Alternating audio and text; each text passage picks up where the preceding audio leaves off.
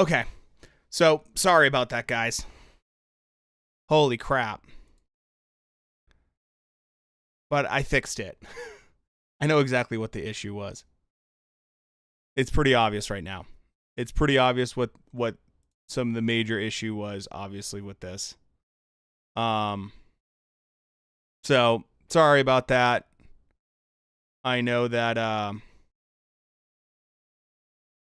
man. All right.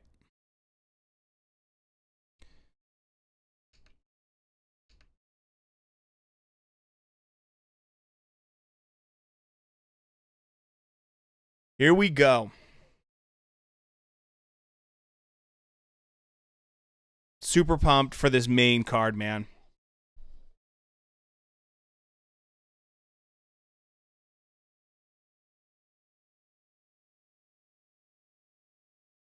So,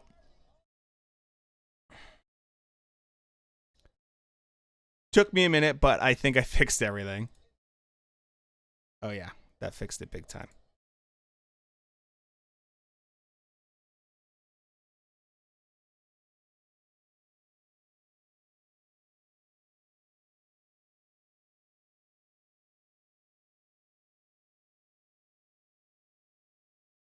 So, let's see.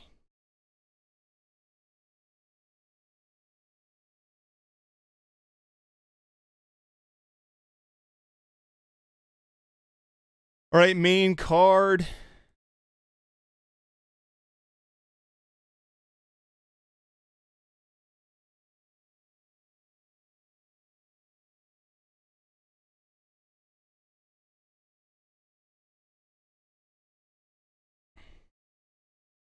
So, main card right now.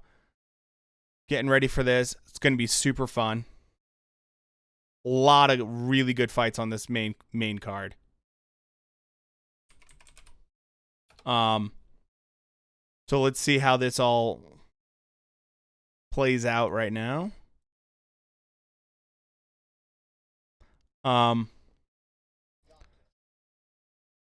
So I think right now we're going to be having, I believe it's Smith is going to be fighting. Anthony Smith is going to be fighting with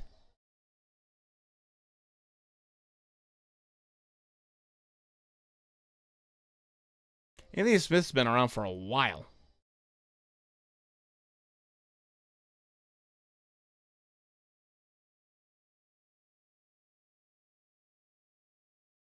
I'm very curious. I mean, this is a pretty tight, when you look at the actual betting line, it's pretty tight. So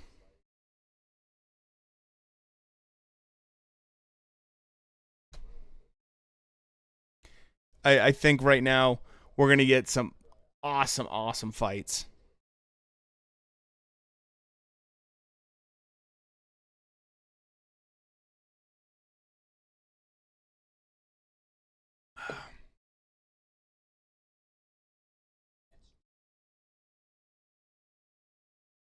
Jimmy Crute, I think, I don't know much about him.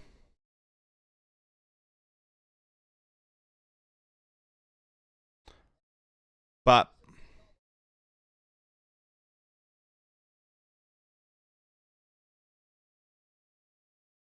Australian kid, let's see how he does.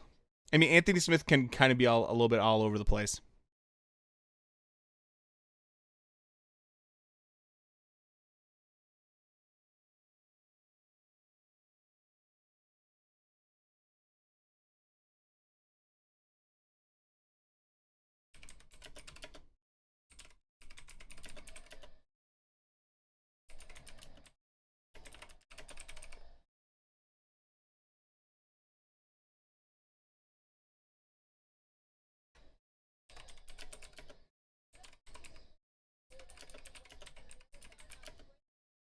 All right. So let's see who wins this one. I mean, this one's probably not going to be the best fight, but it had, Anthony Smith's interesting.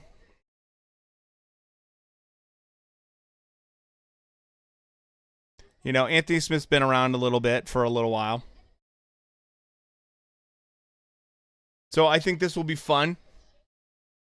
I don't really have an opinion on this fight in particular. This is probably when it comes to this main event, it's probably, I'm more excited about the next couple fights for sure.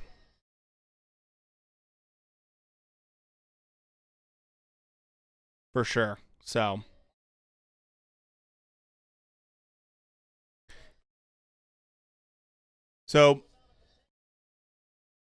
let's see how these guys square up. Let's see how the crowd maybe affects things.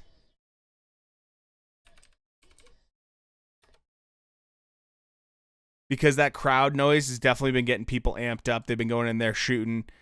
You can tell that certain fighters are really feeding off the crowd right now. Because that crowd noise is like, I mean, you're 15,000 people when people have been fighting literally to empty arenas. Now you got 15,000. These guys got to be getting jacked up for this. This is definitely probably exciting for them. So let's see if they go in there and start throwing bombs.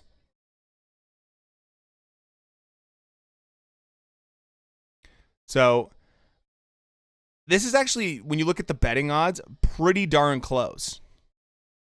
Like, pretty darn close overall.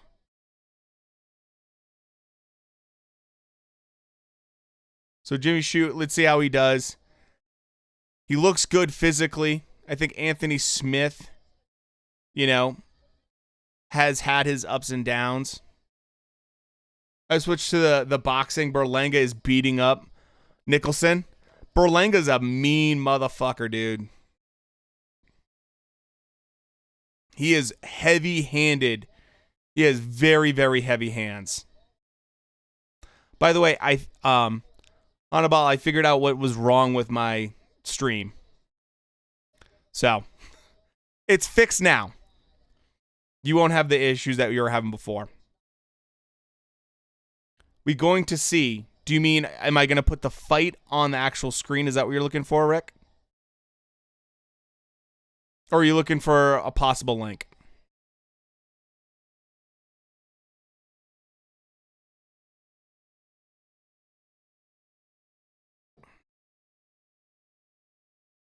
So I can't put it on the actual screen because YouTube will just like shut it down. But if you're looking for a link, just go to Google, type in like buff stream, or type in like East stream, and you'll find something. One of the first websites that pops up, not a problem. Hopefully that helps you out, brother. That's the best I can do. I can't put it in the chat and I can't put it in descriptions because, YouTube. They look for that stuff. Not a problem, brother. If you want to stick around and hang out, that's cool. If you just want to go get your stream on, that's fine. Glad I could help you out finding a link. So. Thanks, man. Thanks for subbing. We do this every Saturday, by the way. We either are watching boxing or UFC. So, make sure to stop on by if you like to just hang out and talk about fights. So, Anthony Smith. He's definitely had, like I said, his ups and downs. Let's see how he does right now. He's definitely going to be stepping up. This is a big deal for him.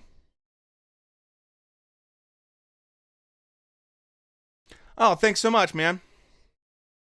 Enjoy the fight, brother. It's going to be a good card.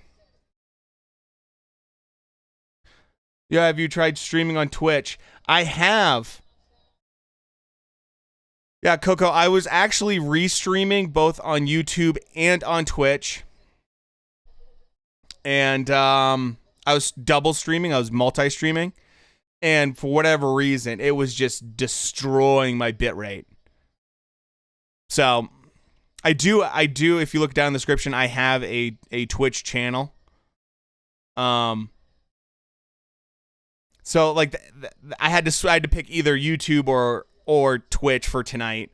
For what I don't know why. Like last weekend I was dual streaming. I was not having any problems whatsoever. For whatever reason this weekend, not so much. Thanks so much for the follow, brother.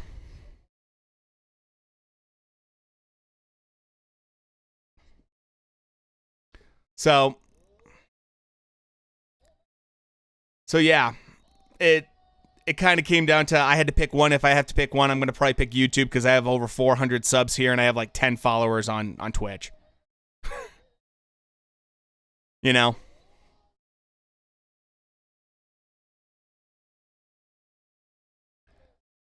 I'm so pumped for this. I've been waiting all week for this. Followed on Twitch. Oh, that's where you mainly are? Awesome, brother. So, look, I also have a gaming channel over there as well as on YouTube. So, if you want to talk about fight stuff with me, you know, while I play some random game, feel free to stop on by. Nicholson and Berlanga are having a fight. I don't think it's going to go. Oh, you don't think it's. Yeah, I think Berlanga's really heavy handed. Super heavy handed.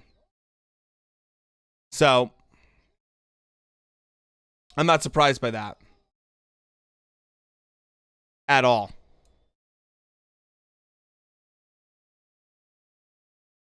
Not. So, Aaron, I am not going to be showing the fight because I can't. But this is what you can do. I can help you guys out. So I'm seeing a few people ask for the fight. This is what you want to do. Go to Google, right? Go to Google and type in either Buff Stream or East Stream or Crack Stream. One of those three will bring you to a website that you can watch it. East Stream is really good. So hopefully that helps you guys out.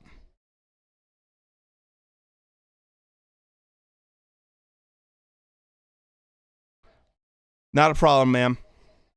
Not a problem. Yeah, dude. That haircut, Cisco, is amazing. All right, man. Yeah. East Stream in particular works really well. You don't have to deal with as many pop-ups.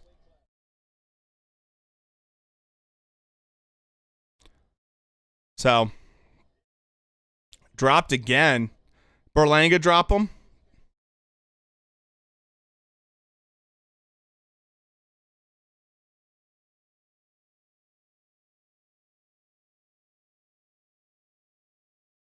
East Stream, Buff Stream, or what else? Sorry. You can do East Stream as in like east. Yeah, like it's east direction.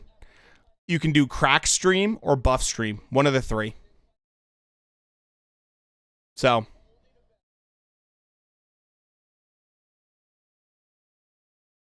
Ooh. Anthony Smith doing some nice work right now.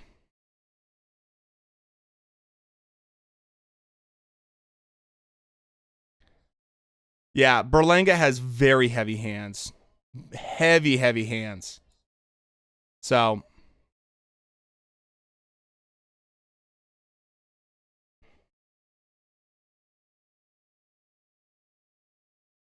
Right now, Anthony doing a really nice job. Yeah. Oh, Stream East. Thank you, Cisco.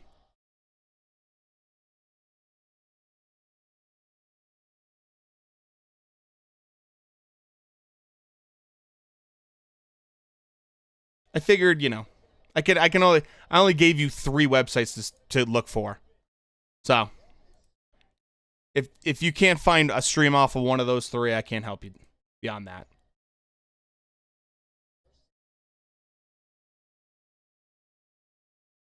So,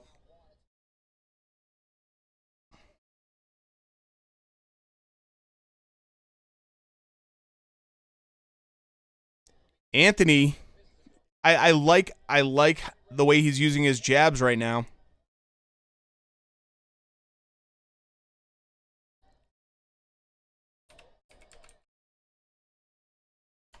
Beautiful, beautiful jab.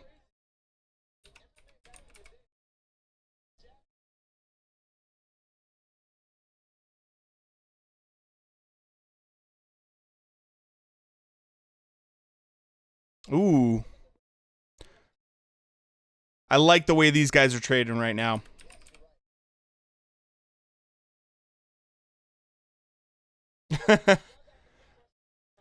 Berlanga and Nicholson having one of those kind of fights that makes you want to fight. Yeah, I believe it. Berlanga's never been tested, so.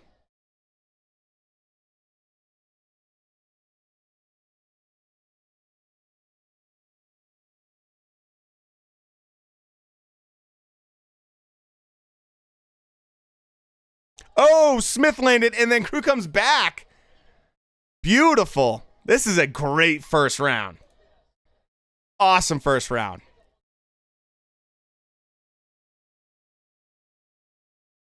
This is, right now, Crew's face is looking real bruised.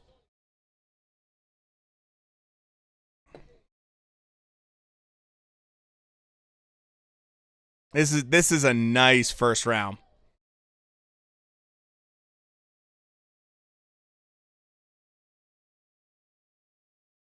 The one problem Smith has is that he has a really wide stance. Look how wide his stance is. Oh! Because he has that wide stance, it makes it hard for him to go backwards faster. Right now, Crew doing some nice work, pounding Smith from behind. That sounded dirty. And Smith right now trying to get back to his feet. Oh boy. Both these guys throwing bombs.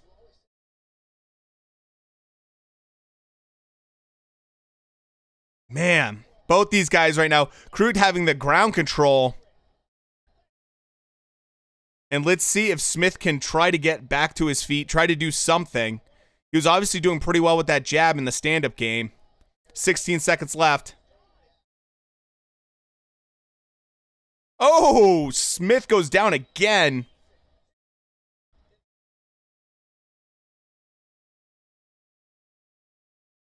Wow. Great first round.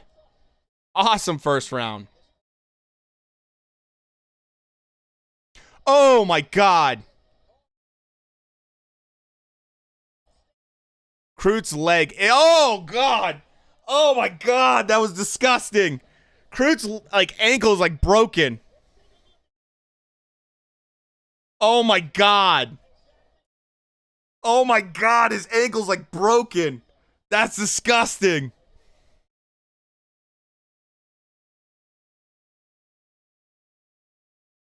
Oh, my God.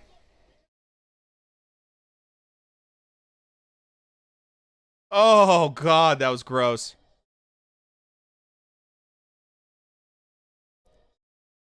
Oh, my God. What a crazy fight so far.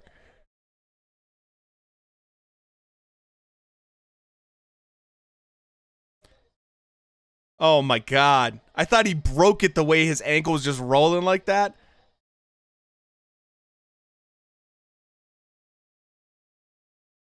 All over. It's all over. The doctor stops it. What the hell happened there, man? What the hell happened?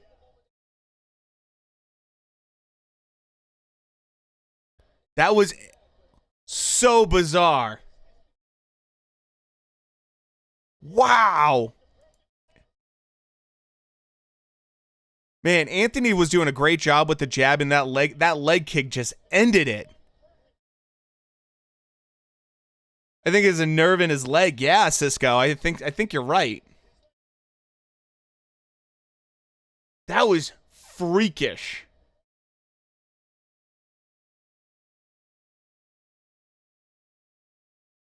That was such a bizarre, like, Anthony Smith just landed the perfect leg kick. Just the perfect leg kick. I've never seen someone's leg do that before. Buff Stream and Crack Stream don't work. Do you know know the link for so it's Stream East. Check that out. Stream East will work.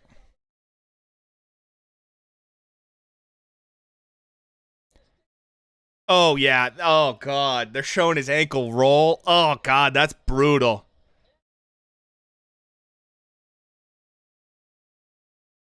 Oh, that sucks, man. So, you got to give it to Crute, man. The dude wanted to fight on one leg. What a monster, man. What a just like so much heart from that kid. They got to run this fight back. They got to run this fight back again. And you know what? Good for Smith for being a good sport about it. You know?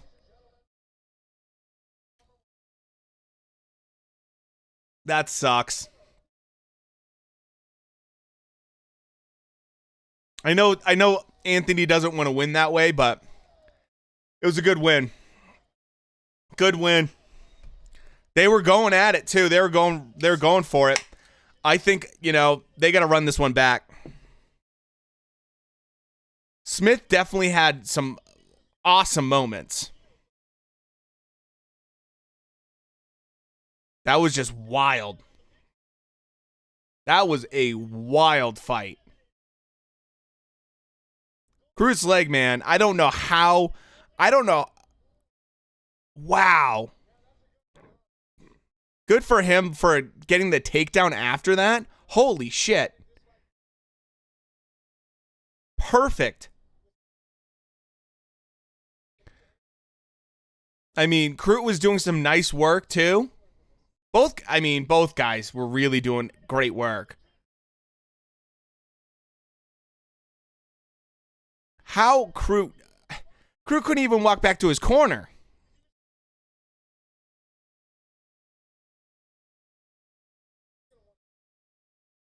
That was awesome though. I mean, that was a good first round.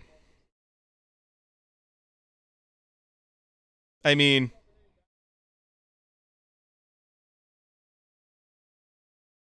yeah, I think that was kind of I think that was a smart stop because like they're saying like if he just took a bad step, he could have broken his ankle.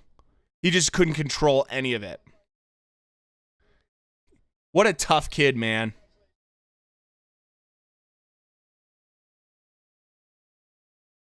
I mean, Jimmy tried so hard. That sucks. You never want to see that. You never want to see a guy get stopped, when he's doing well. But what can you do? I mean, the doctor had to make a call on it. If he went out there with one leg, not exactly the best situation to put him in. Because then, Smith could have landed something huge and he could have put himself really in danger. So, it is what it is, but damn, that's crazy. I'll tell you what, that just means we're moving faster right now towards the main event, so I can't hate on it too much. It sucks, but that's the fight game for you. Anything can happen with these guys. Anything can happen. So,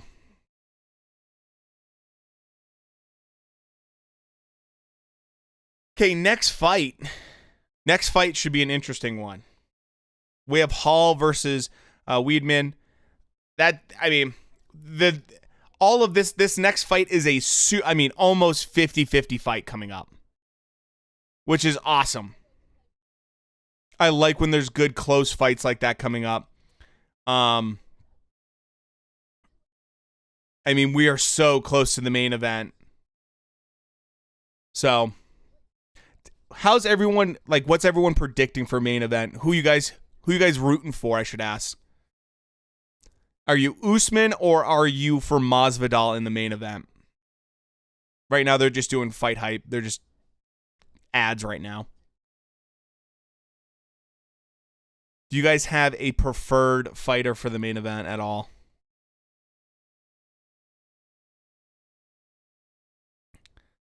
Like I've mentioned, I think USMAN is, if you watched my fight prediction, which I did I've been doing these 30-second fight predictions.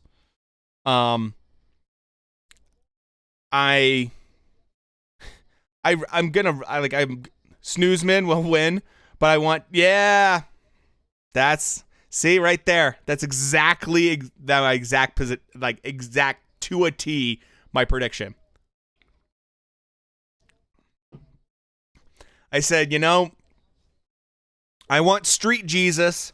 I want Street Jesus to win, but Usman is just he's such a freak, man. Physically, he's just such a freak. And if he gets a hold of Street Jesus, he's going to do the same thing he did last time. He's going to make it his type of fight. And he doesn't care if he gets a knockout. He's just going to win. And look, I have respect for Usman because, like I said, I've said earlier in the stream, he doesn't care about looking flashy or winning in a certain way. He just wants to win. And that's what makes him like a very special fighter. He adapts well. He game plans exceptionally well. His striking has gotten a lot better. His wrestling is excellent. The thing that, for me, that makes this fight so interesting is Masvidal. Masvidal, if you watch how he throws punches, right? He has his hands really low.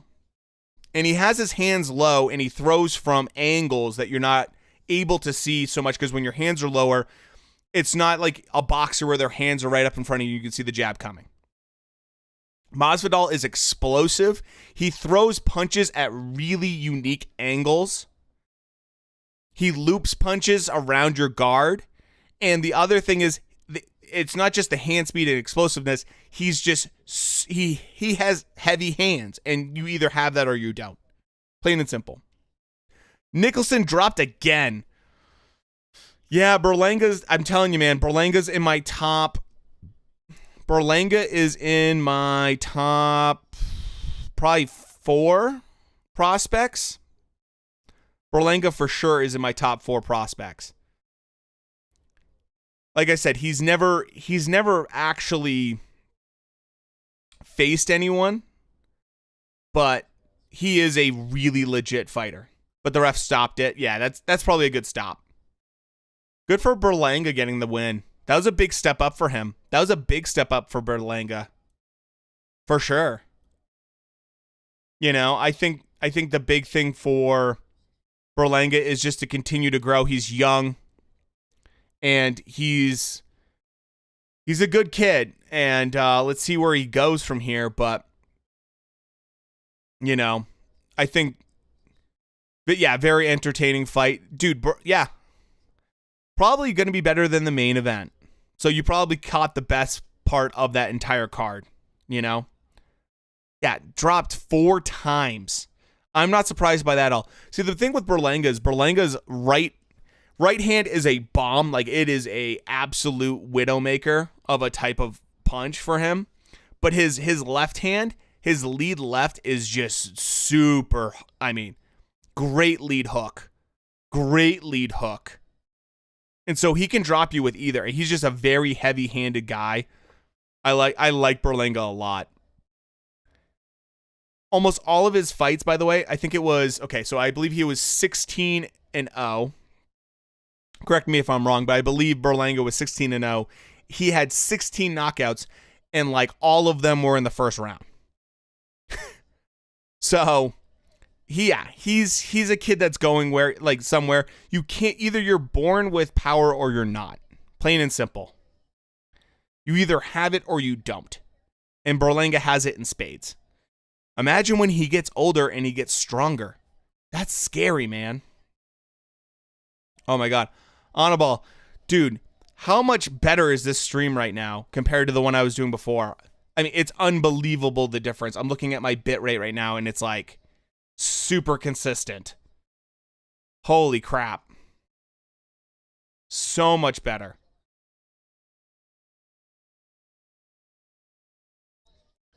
So,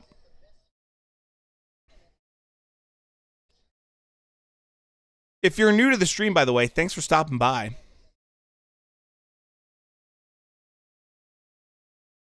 We do this every Saturday. We either do UFC or we do boxing. Usually it's boxing, but occasionally, when you have cards like this, you got to do gotta have UFC 261. You know? Very heavy-handed, but his body's not. Yeah. Yeah. I think he will be, yeah, have some awesome fights for sure. That's the thing with Berlanga. Because he had knocked so many guys out in the first round or so, people are like, well, you know, if you keep knocking guys out early rounds, that doesn't really you can't see how someone's actually going to be. You don't know how they're actually going to look when they get challenged by someone that can actually box. And so for Berlanga, I think it's good that he is having something that goes for more than a single round. I mean, holy smokes.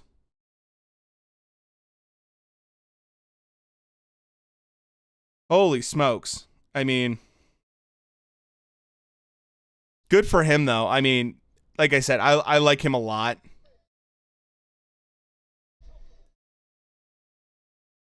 But what happens when he steps up and he actually has to fight someone and use boxing ability, that's where we're going to find out how he really is.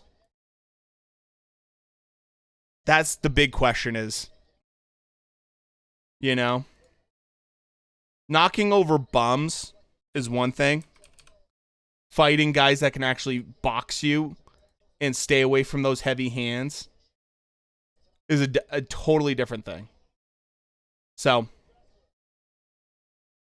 all right. So we have Hall. Hall, by the way, if you haven't seen his last fight, Hall actually basically retired Anderson Silva, which is sad because Anderson Silva did not look good. Like, he did not look good. And I love Anderson Silva. I was so bummed. You know, good win, really good win for Hall. But it was, and you know, there was a nice moment at the end where you could tell these guys just like, Hall grew up watching Anderson Silva. So he had a lot of respect for him. But to see Anderson Silva get like retired, you're just kind of like, yeah, dude, like you need to hang up the gloves. Cisco.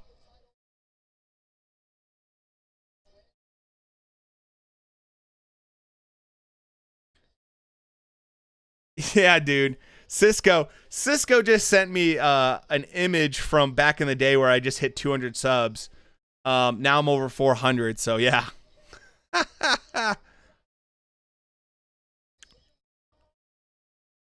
What is this thing that you sent me? Is this Oh, Jake Paul and Machine Gun Kelly.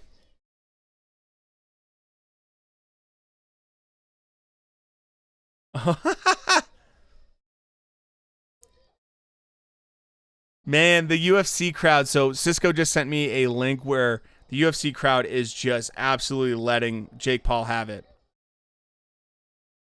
They do not care for Jake Paul right now in Jacksonville.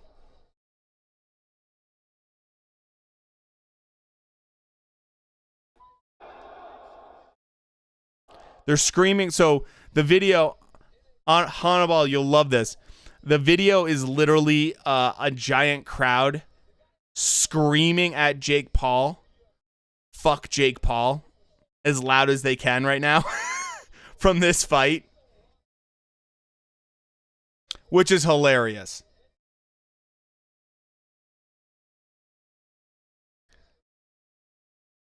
Oh boy.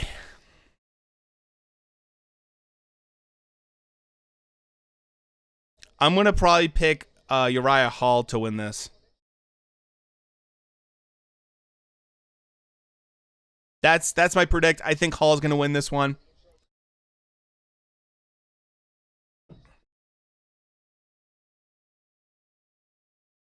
Super pumped. We're getting so close to main event.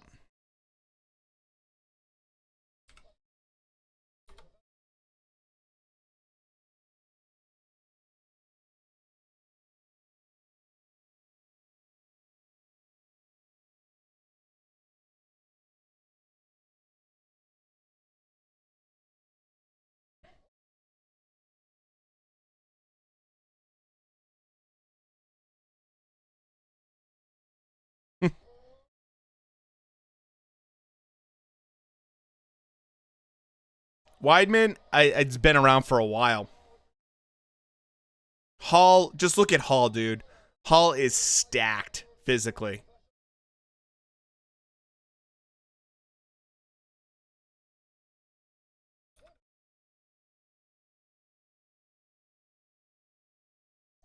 Yeah, I'm going to put my money on Hall on this one.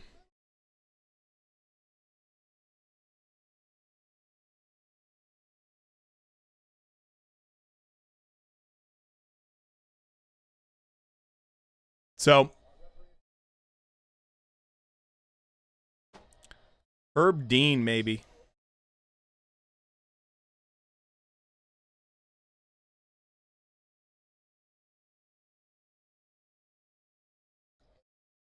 Here we go.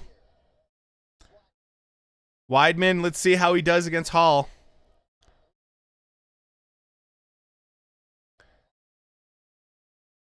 Yeah, I mean, the actual betting on this is very close.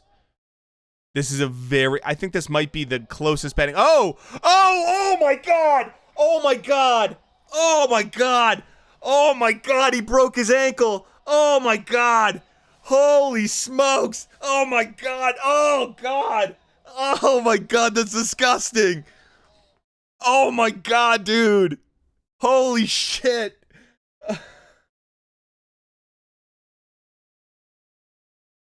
Oh my God, his ankle. Holy shit.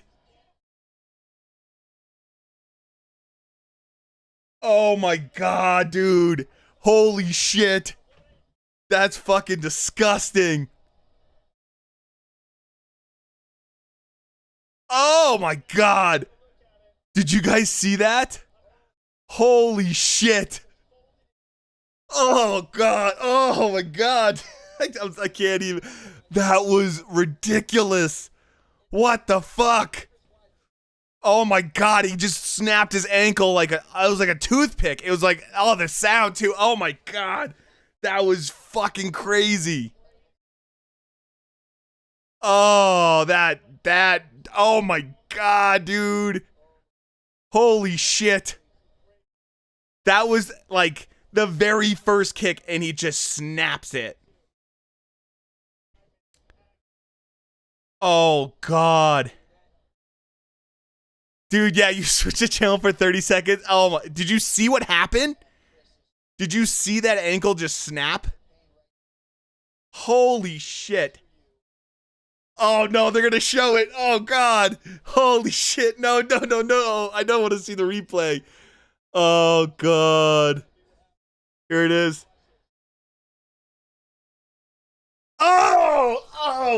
Oh my God. I can't see that, dude. No, that is fucking brutal. Oh God. Holy shit. That is the most brutal. Oh God, they're showing it over and over again in slow-mo. His ankle is fucked. That is, oh shit. Holy crap, man. That's wild. Oh God. They're showing it. Like everyone on Twitter right now is going ballistic. He KO'd himself. Yeah, he literally KO'd himself. Oh God. That was crazy. That is fucking crazy, dude. Oh shit. Holy shit. Dude, some calcium. Dude, you remember that meme? He needs some milk. He needs some milk right now. Oh God. That was so fucking brutal. That was brutal. I don't know if I've ever seen. Oh. Oh. That's so fucking rough too. You get in, you throw one kick and you're done. One kick and you're done. I've never seen something like that. Yeah, I've never seen something like that either. Like I've watched a lot of like skate videos back in the day and I've seen guys like break shit. But holy shit. That was so brutal. You got to feel bad for the dude, man. And you know what? You got to feel bad a little bit for Hall too, because like he doesn't want to win this way. Broken Ben Askren's record. Like, yeah, good for the crowd for. Oh, wow. That's rough. That's rough, man.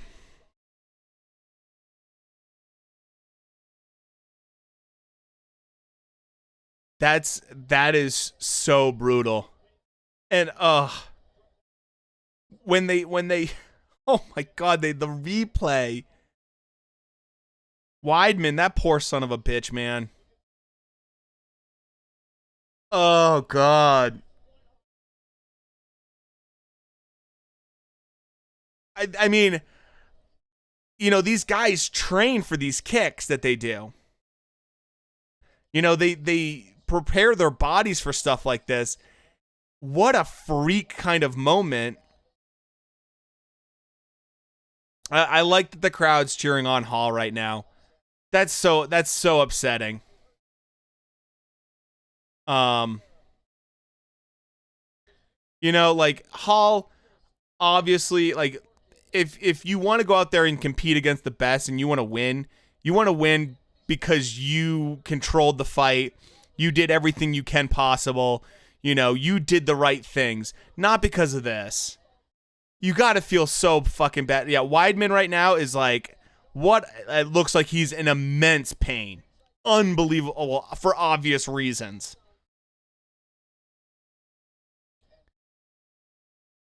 Yeah, and you gotta raise Hall's hand, but wow, freak! That was just a freak moment. Just absolute freak moment. Yeah, yeah.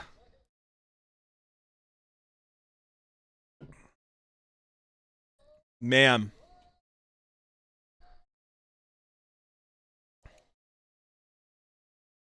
Oh god. Uriah Hall. And you like get ready, you do all this training. Like that's the other thing people don't realize. These guys train their asses off. They're constantly training. They're working super hard. They have these long fight camps to get ready for a fight, and then this shit happens. So yeah, I feel bad for both guys because you know what? Hall came into this, he was ready for everything, and then this happens, and like he doesn't want to win this way. Hall doesn't want to win by some freak accident like this. So I feel bad for both guys. That just sucks, man. Like, it just really sucks to see something like that happen. Oh god, they're showing it. It's all over Twitter. Everyone's showing it right now. Oh my god. That's just wild.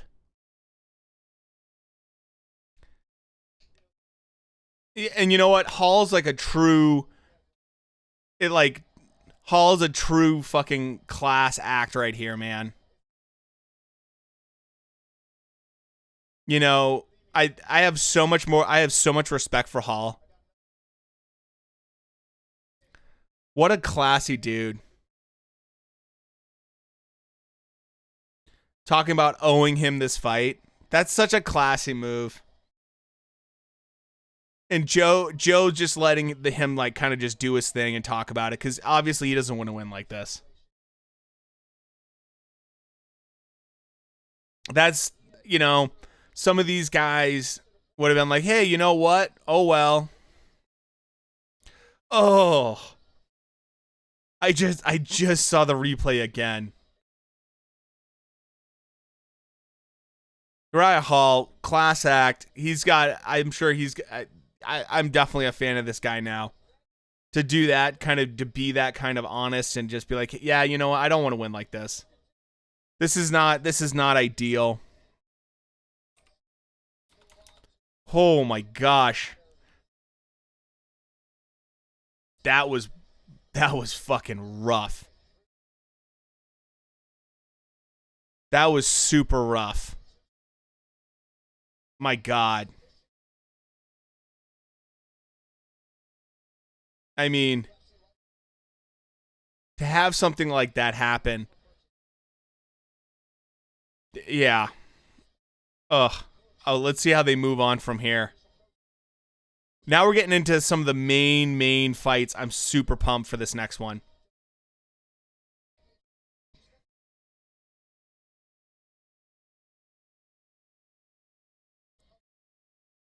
So, seems the black dude had way more bone density. Yeah, I mean, well, Hall blocked it, and it looked like, Weidman just, his leg just crumbled.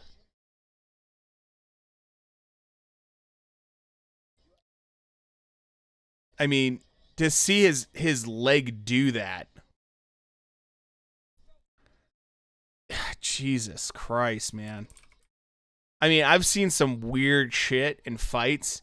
I don't know if I've ever seen that before. Just first kick, done.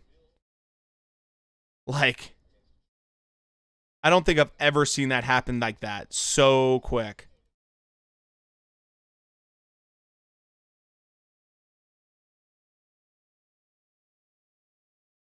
That was nuts. That was, oh man. That's the last thing you want to see in a fight card. I mean, you want to see guys hurt each other, but you all at the same time, you want to, like, see a guy actually fight instead of just break his leg in 2 seconds. So,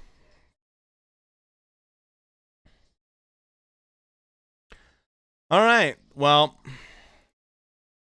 going to bed. I sparred 10 rounds today. Good luck with the stream. Thanks so much, ma'am. You're by the way, you're 3 fights away from the main event. You're 2 fights away from the main event. So, if you can squeeze out a half hour, you might be good. But hey, I totally get you. You do, brother. Thanks for stopping by as always.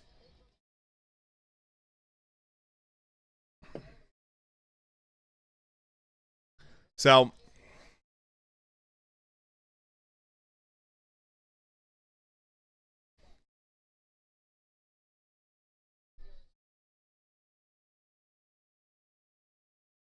man, what a wild way to.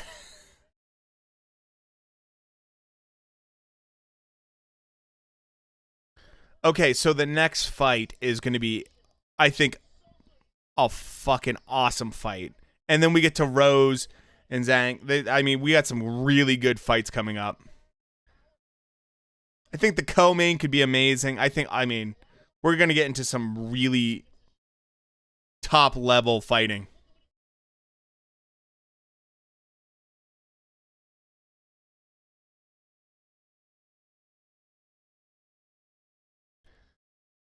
Whoo.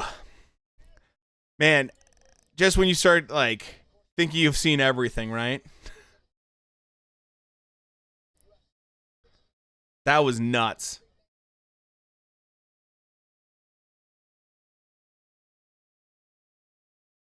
I'm going to be probably rooting for Valentina for this next one.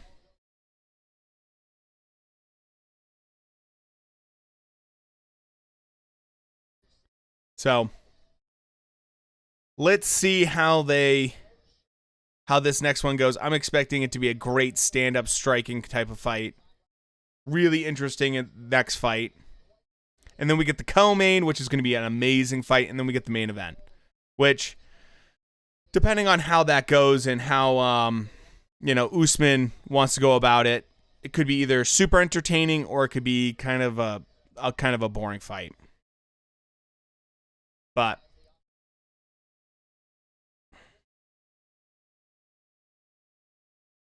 yeah, everyone's now in the arena. Let's see how this plays out. Let's go.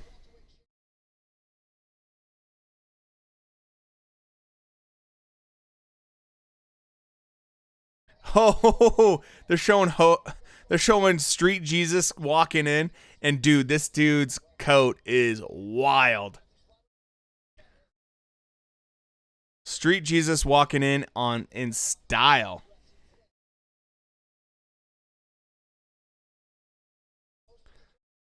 So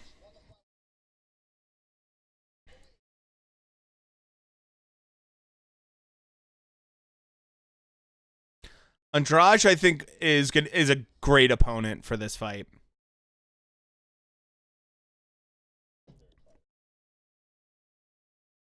Valentina is such a good fighter, though. I'm expecting her to win. I'm expecting her to get a stoppage. I mean, she's just a complete package.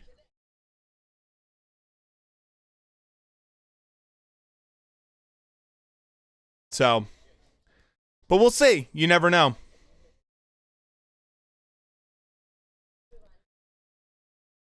This one, out of the 3 fights left, this one, the odds on this one are one of the wider ones so far for the main card.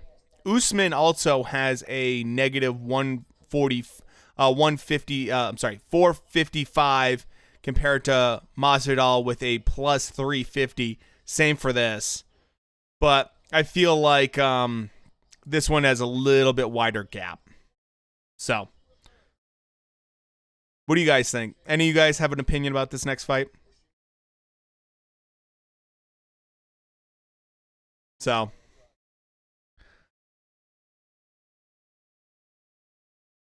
this should be entertaining if it gets to the ground too, especially.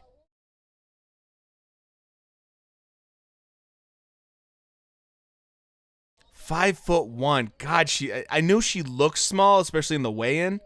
5'1" though is tiny. Yeah, I have a feeling she's gonna have a hard time getting on the inside and doing what she wants. That's rough. 5'1".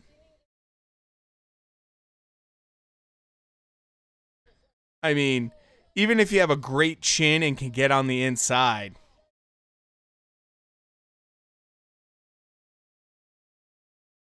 That's rough.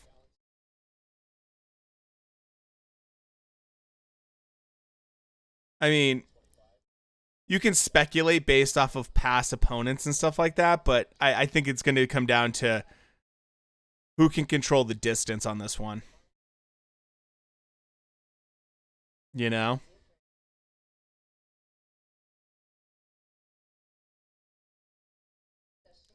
Valentina, I with the leg kicks and everything, this is going to be a good fight. This should be fun. And then co-main's going to be incredible. I like that we have such great talent at the top of this card. That's what separates UFC from boxing a lot of times. Even as a massive boxing fan, it's so disappointing in comparison to UFC's. Their main card is fucking incredible every time. They always have incredible main cards. They're stacked in comparison to boxing main cards. And mind you, I love boxing. But their cards are nothing compared to the UFC right now. UFC is I mean, not only are you getting sometimes between 11 to 15 fights, you're getting super competitive fights. Where you don't get that in boxing. It's usually very one-sided type of fights in the undercard. So,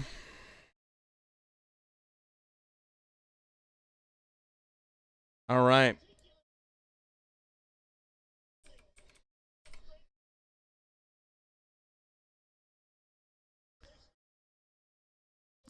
Greed been slow and killing boxing for years.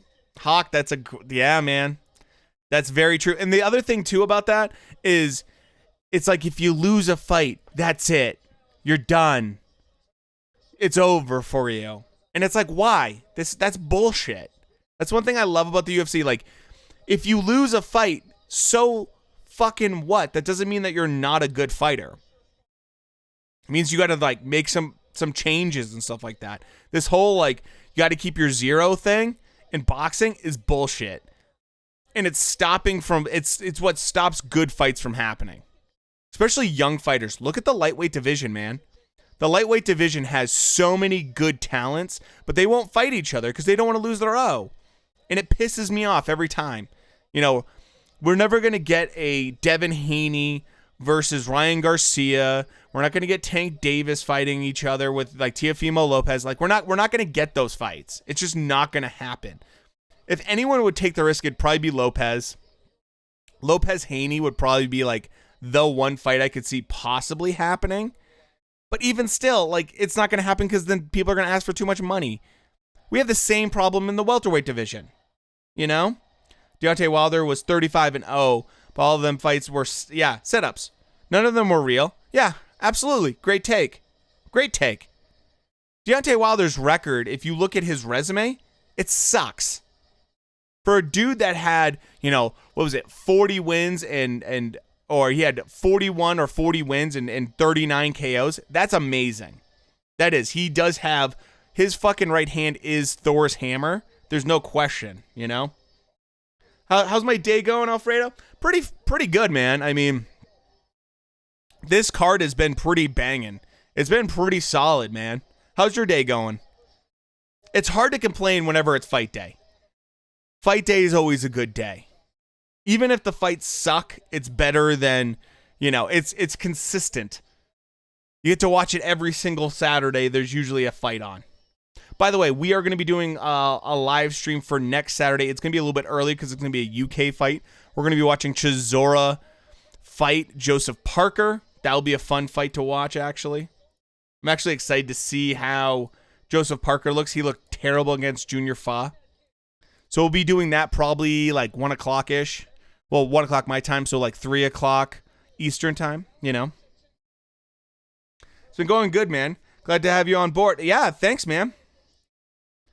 Dude, the UFC is just unfucking real right now. It's just on fire. Like, the way that they promote their cards and the fact that it's all under, like, one champion, one name. It's one thing I love about it. And boxing's just never going to get that back. They're never going to have that kind of, like, one true champion. You might get that in the heavyweight division. Fury and AJ are looking like they're going to... Everything's settled for that, so... We'll see how that all works out, but even still. Let me see if I can make these names fit properly. Okay. For this one, I'm going to probably be betting on Valentina for this. By the way, if you're in the chat and checking out the channel, thanks so much. Really appreciate you guys stopping by. Love just watching good fights with fight fans, man.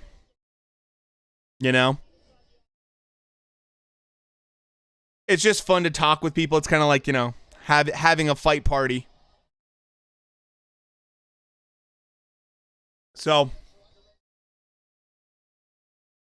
I think we're going to see something pretty fucking awesome in this fight. It's more okay to lose a fight in the UFC, absolutely. In boxing, if you lose a few fights, then none of your fans, yeah, believe in your hyping again. Yeah, I don't like that way about boxing. I absolutely agree with you. That's why you have so many garbage fights. And you have so few young guys stepping up. That's why when Lopez fought Lomachenko, I gave him so much fucking credit. Like, I predicted Loma to win. I'm a huge Loma fan. I'm a Loma fanboy, to be fair. And I'm honest about that. I don't sugarcoat that. But when Lopez won, which I thought that was a pretty damn close fight, you got to give the kid credit because he went after the boogeyman in the lightweight division. No one wanted to fight Lomachenko. They all talk about it, but they don't really want to fight Lomachenko. And so he did a great job. Ryan Garcia pulled out of the fight. Yeah, for the Fortuna fight. Yeah, I saw that today. You know what? Here's a little hot take for that. Or maybe not that much of a hot take. I really didn't like Ryan Garcia. I had a lot of issues with Ryan Garcia. My biggest problem with him is he was asking for a lot of fucking money just because of his Instagram. And that made me really annoyed because he hadn't fought anybody. He had fought nobody. And then he had the Campbell fight. I predicted Campbell to win by decision on that, by the way. But you know what? Ryan Garcia landed the perfect body punch, which if you look at it, I mean, you can tell he was in Canelo's camp. That was just a beautiful punch he landed, and it was an excellent, excellent job on his part to get off the canvas and win. So after that, I was like, holy shit, Ryan Garcia is the real, like, he's a legit fighter. He's not just bullshit. He's not just an Abercrombie and Fitch model. He's legit. He's trying to work hard. He has issues with anxiety. He's young. He's in his early 20s. Guess what? Fucking pull out of the fight, man. Like, I'd rather you pull out of the fight and you get the mental health, help that you need, rather than you continue to fight and then eventually have a nervous breakdown and end up like, some of these dudes that just, you get hit in the head for a living. So, I get it. I'm fine with it. His career's not over. He has plenty of time. They can make the fight again. I don't really care. I'm fine with it. I want Ryan Garcia to do what's right for him.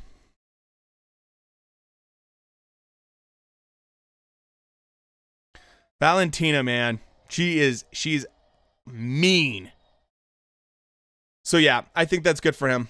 I started to like Ryan Garcia when he beat Luke Campbell, same. But now I'm starting to not like him again. I'm thinking he may be another Mikey Garcia. Interesting take.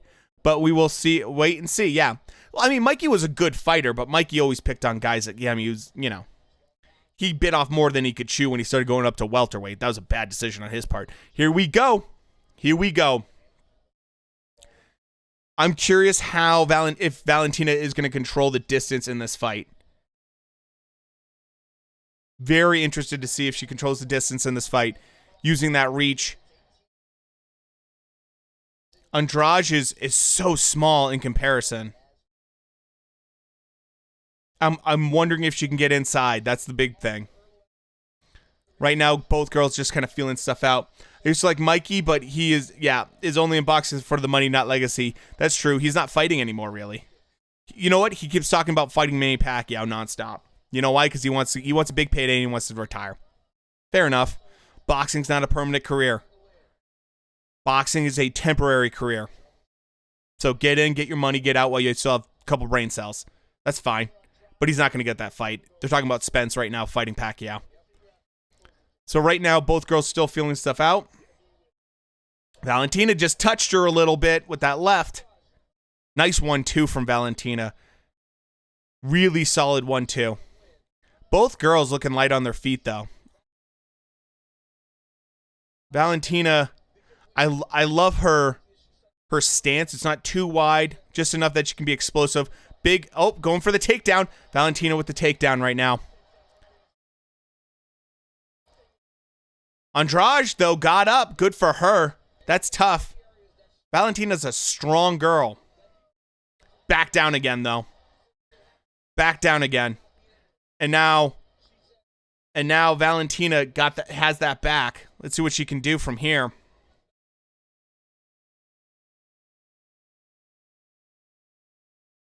Right now, they're kind of in a clinch right here. They're not Andrade is trying to throw elbows behind her, but not doing much. Goes back down again. Oh, Valentina throws a high leg kick to the head that means business. Didn't land anything serious, though. Andrade blocked it. Smart move. So let's see if Andrade can get inside is the big question. Oh, Valentina touching her up right now. Landing some nice piecing up Andrade and then looking like the much stronger fighter. But you know what? Andrade is in there and right now is a scrappy fighter. Pushing up Valentina up against the cage. One thing I will say about Andrade, she's not taking any shit right now. She's doing a nice job trying to find where she can have some success. Valentina, though, tries to take the takedown and gets it. Big takedown. She looks very strong. Andrade is just, I mean, she's small, plain and simple.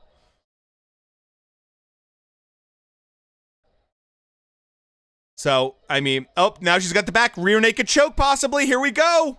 Is she going to choke her out? That looks pretty deep. I don't know if she got it underneath the chin, though. Here we go. This could be it right here. Andrade, though, gets out. Nice move. Still gives up the back, though.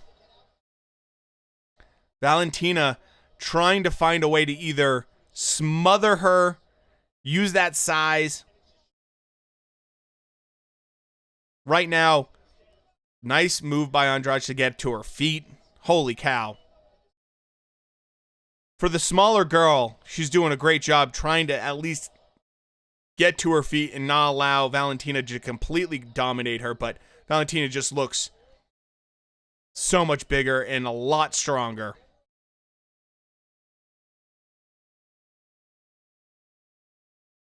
So right now, they're kind of just leaning up against the fence. Not much going on. Cage right now, Valentina is just kind of controlling everything right now. A lot of knees to the thigh of Andrade from Valentina. Not much other than that, though. Let's see if she tries to do another takedown here. Yep, another takedown. There we go. Back down to the canvas. In half guard.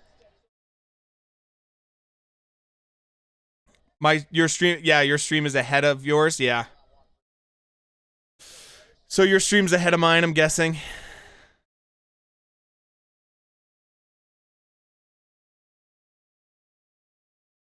I don't know if my stream's just a little bit slower, which I gotta see if I can find one that's a little bit faster.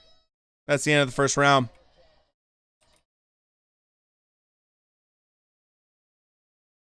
So first round, I think it's pretty obvious who won that round.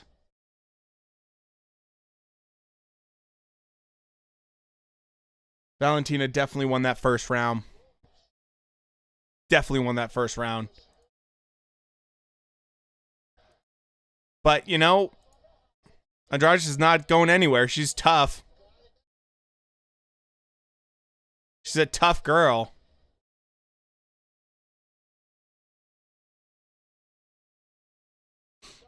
Are you more into boxing or MMA? Boxing. Boxing is something I like study. I've actually, you know, been to boxing gyms and stuff like that. Learned about boxing a lot more. So I feel more comfortable talking about it. And, you know, the current crop of individuals, I feel a lot more comfortable talking about. MMA is, I'm a casual when it comes to MMA, to be honest with you. I do appreciate it and I do enjoy it, though, quite a bit. I think their cards are just fucking phenomenal. They put out such great cards and they have the best fight the best. It's hard not to be a fan of MMA. Oh, man, these girls are swinging right now. Me too. I've been into boxing since before MMA came around. Same. You know what got me into MMA? Was, what's his name? Oh, it was Forrest Griffin versus Bonin. That fight, that's what got me in. That's what got me into like watching some MMA and like, holy shit, this is amazing. And then I just, you know, didn't watch combat sports for a little while, mostly because I was a broke college kid. You know, true MMA UFC is much more. Yeah, dude, it's because it's all under one name. It's all under one name, one belt for each weight class. They have, I believe, I could be wrong about this, but I believe they have like 8 weight classes. Boxing has over 20 weight classes. It's ridiculous. It's just absolutely ridiculous in comparison to UFC. You know? And so you're going to get much more competitive fights. And it's okay to lose in MMA. It's okay. Do you think that Israel Adesanya is still not going to sell major pay-per-views even though he lost to Jan? You know? I was into UFC from, oh, you watched UFC 1. That's the old school shit where they had the boxer with the single glove, right? Didn't he go against like Hoist Gracie and just get like destroyed by Gracie? Gracie just like Wrapped him up. Showed him what BJJ was. Andrade is doing a good job this round. Better than the first round, that's for damn sure. It's so hard for her to pick up Valentina, though. Valentina is so much bigger. Wow, Andrade is trying. She keeps trying, but it's just not happening.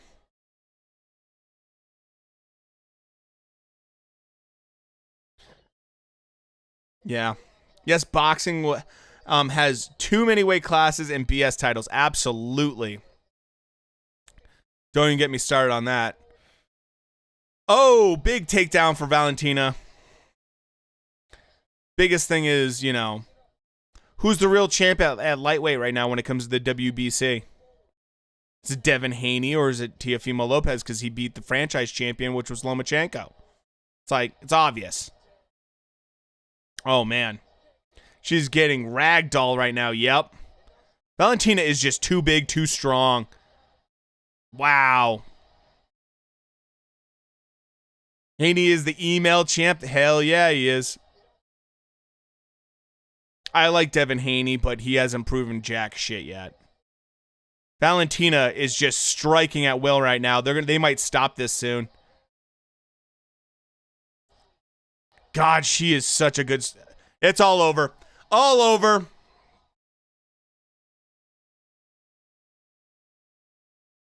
Who can stop this girl, man? Valentina is an excellent fighter. I mean, she's just a complete package. Complete package. Complete package. There's just no one that I think can beat her. You never know, though. You never know. It is MMA. She is damn good, yeah. Her striking's good. Her wrestling's great. I mean, she did everything right. So, yeah. Next weekend, we're going to be talking about Chisora versus Joseph Parker. That is going to be the live stream for next Saturday. Like I said, it's probably going to be during the afternoon because it's going to be in the UK, obviously. That's an interesting fight. Chisora versus Parker, I'm very curious to see how that plays out. Like I said, Joseph Parker looked like dog shit against Junior Fa. And, mind you, Chisora did pretty well at the very beginning of the Usyk fight. So I'll be doing a fight breakdown for that. Much better skills than Ronda Rousey ever had. Ooh. So one of the things that's interesting about Ronda Rousey, they were talking about, I believe on Joe Rogan's podcast, they were talking about the fact that these fighters that are really good at wrestling eventually get told, hey, you know what? You're a good striker. You're an excellent striker. You need to strike more, yada, yada, yada. And they get convinced that they're a striker.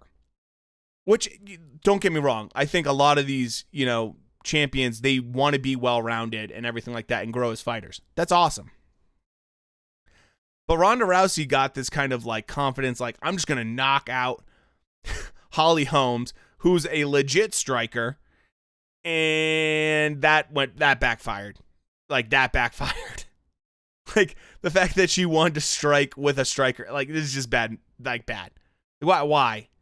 Why are you testing your stand-up game like that? Just bad news. So, yeah. That's the thing, Rousey was believing all her press clippings, yeah. And the other thing, too, you have to realize with Ronda Rousey is whenever a fighter gets distracted, because remember how she was in what was it, Fast and the Furious movie or some shit? What was it? Or one of the side movies with The Rock and everything. That's just bad news. You need to be 100% focused because every day you're not in the gym, someone is. Someone's coming to take your belt. Someone's coming to take your title. Someone's coming to take your head off in the fight game. So when you see fighters get distracted by outside bullshit, that's when you have problems. And Ronda Rousey spent too much time doing everything but training and focusing on fighting. And look, I'm not going to sit here and say like, oh, I would have done better. I would have, no, fuck that. Like, I'm not an elite fighter in any way, shape, or form, so I'm not going to pretend like I am. But that's what happens, Think she could just walk into boxing and win, world boxing titles? Yeah, dude. Thinking she could beat men that were the same weight, etc. Yeah. That's the thing. You know where that's actually happening right now? Hawk, do you know who's talking about that right now? Guess who's talking about doing the same kind of bullshit? But they're not in the UFC. They're in boxing. And they want to play in the UFC. You know who that is? Clarissa Shields. She wants to play with the girls over in UFC because she's done a little UFC training and shit, and now she wants to go play with the girls over in UFC. Guess what? She gets fucking smashed in the UFC. Clarissa Shields would get smashed in the UFC. It's not even close. It's not even close. Clarissa Shields has 2 KOs to her name. 2. She has a dozen fights and 2 KOs. So, it's not like she has heavy hands. She goes in there against someone like Amanda Nunes. She gets slapped. Easy gets slapped. One girl's going to take her down, get her in some kind of like triangle, and choke her ass out. Like, you just don't do that. Like, that's the thing I hate about fighters trying to mix up what they do. Like they're even talking about Francis Ngannou going into boxing. And I'm just like, why, dude? Don't get me wrong. Joe Joyce has talked about that Francis Ngannou is like a very solid boxer. And I believe that. I believe that Francis Ngannou is a solid boxer. But guess what? He's not quality enough to fight any real boxer out there right now. Like, he can't fight anyone maybe in the top 15 or 20. I'm sorry, he can't. Like, that's not who he is. Is he an incredible MMA fighter? Yeah, he's absolutely amazing. He's a freak when you look at him physically. But, he's 6'4", 250. He's amazing physically. But Francis Ngannou can't. There's a lot of guys that are that size when you go into boxing. He's not special. Tyson Fury is 6'9". Deontay Wilder's 6'8". Anthony Joshua is 6'6", 6'7". Oh, man, the booing for Jake Paul is unreal right now. Nick Diaz, though, getting a lot of love from the crowd. I miss Nick Diaz. I wish he'd be fighting again.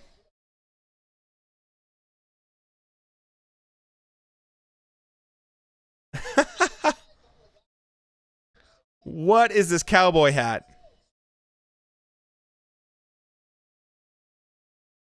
So, the next fight to me is going to be awesome. It's true. Too much different sports. No real. Yeah. It's not easy to cross over. And look, that's fine.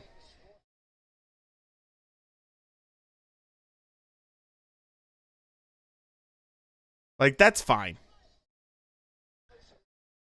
It's really tough to be excellent at one of these sports, let alone multiple. So,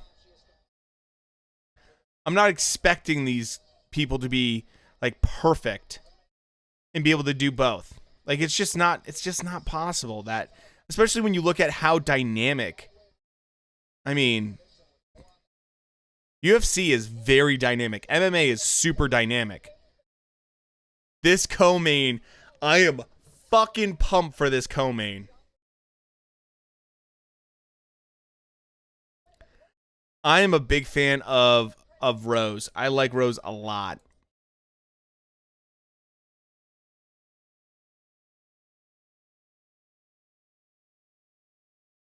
The thing with Rose that I like so much is her boxing ability is excellent. I love her jab. I think this is going to be a really fun fight.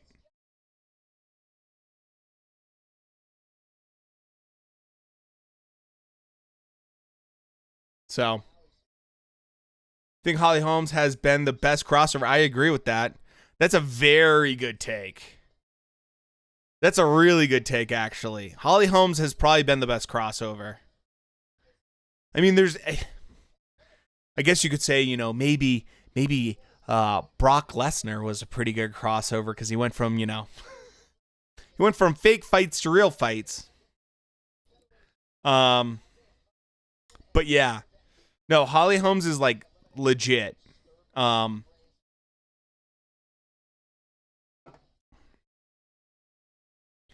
think also MMA has just come such a far, it's so much better than it was back in the day. I think the fighters are super dynamic. I mean, you have just crazy dynamic fighters right now in the UFC. I think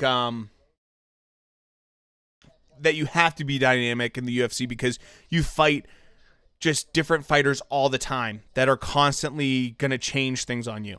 You're not good at, your ground game. I'm just going to take you down, and it's just like, you can't be one-dimensional. That's what makes the UFC so awesome, is that they're not one-dimensional. You see boxers all the time that are one-dimensional. Holly Holmes went from kickboxing to pro boxing champion a few times and then to women's UFC champion. Yeah. I mean, that's because she's just a freak athlete. That's pretty fucking incredible. Even guys that are like really into boxing have to admit, like I'll give you an example, like Teddy Atlas. That dude lives, breathes boxing. And right now he's watching UFC right now.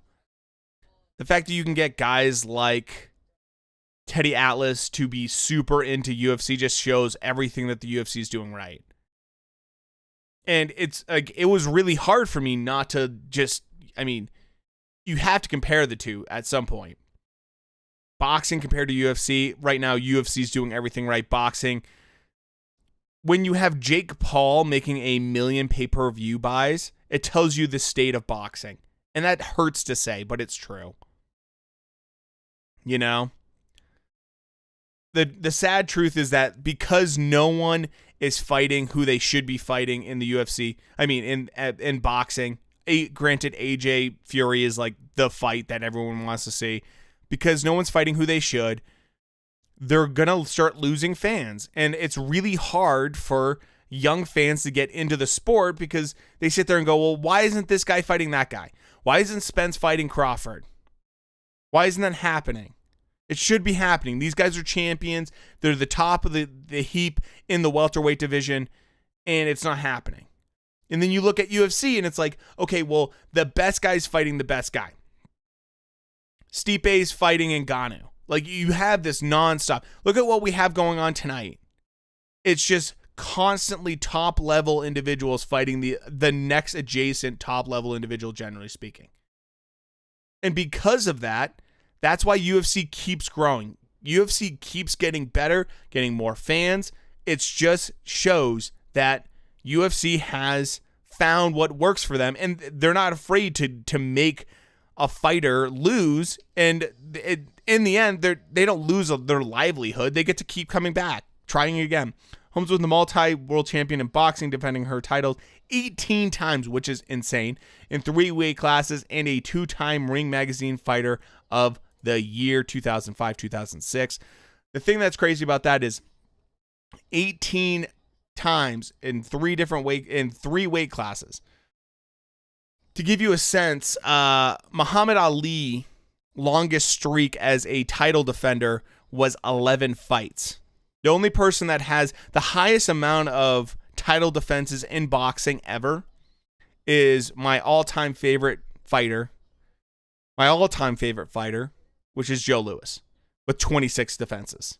So, oh man, I want Rose to win this so bad. I want Rose to win this. It's nothing. It's it's just I just really like Rose.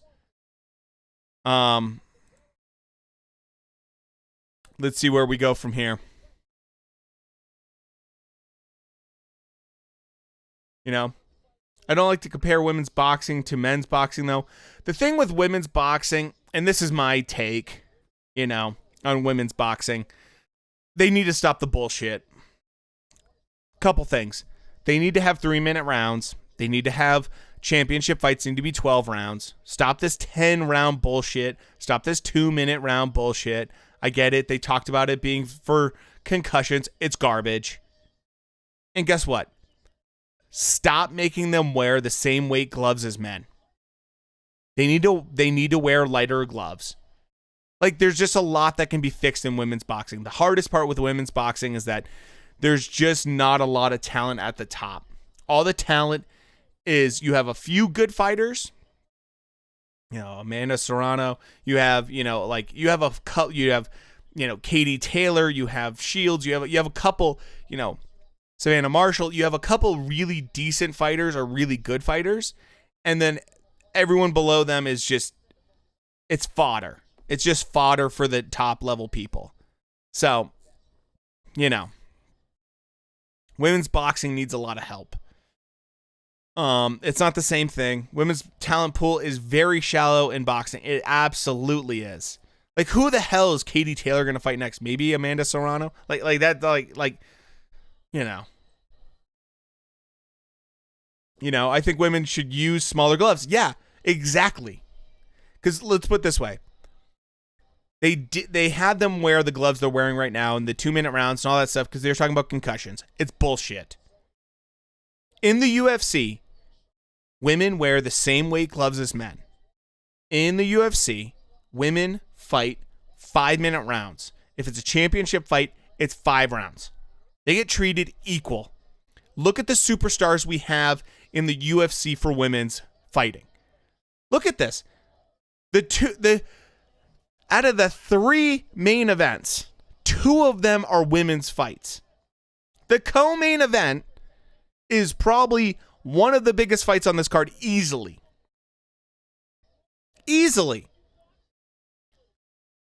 And you can see why, because these women get treated equally, and on top of that, get paid equally, and on top of that, they put on amazing shows. That's the problem with women's boxing. Women's boxing puts on garbage shows. They put on terrible fight cards. So I'm super pumped for this fight, by the way. I think honestly, this could be the fight of the night right here. This very much could be the fight of the night here. I know USMAN, MASVIDAL, that's what everyone wants to see, but I think this could be the fight of the night right here. Because you have two fighters that can just bang. They can throw. They're incredible strikers. Big gloves, I believe, because more concussions, yep. When you keep taking clean shots and don't get knocked out, that causes CTE. Yes, that's exactly it. One punch KO is not as bad. Hawk, you are 100% right, brother. That's exactly it. Yeah, this could be if I'm going to put my money down, this is going to be the fight of the night right here. This is going to be the banger. This is going to be the one that people are like, holy shit. Absolutely. Absolutely agree with you, Hawk. When you look at, I'll give you an example. All the fighters that end up passing away in boxing, right? It's not the guys that are heavyweights. That's not what happens. It's almost exclusively guys in the lighter weight classes. Why? Because the guy doesn't have enough power to knock out his opponent. So the guy's taking constant punishment, and then at the end of the fight, dies. That's what happens in boxing. It's not the guys at the heavyweight. It's not the guys that are cruiserweight. It's not the guys at light heavyweight. It's guys at lightweight classes because they keep getting hit in the face over and over and over and over again. All right. I mean, these girls are very evenly matched up. Rose, I'm going to tell you right now, if Rose can use her jab and control distance, I'm gonna favor her slightly. Just slightly. Just because I like her a lot. And her boxing ability is amazing. I mean, both these girls can strike it.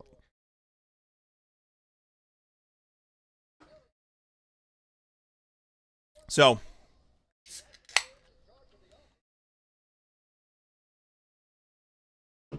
all right. Here we go, boys. Here we go. Both these girls can just bang. So let's see what they can do. The crowd's going to go crazy for this fight. Yeah. Let's go, Rose. Let's see what she can do. She has one of the best nicknames in MMA by far.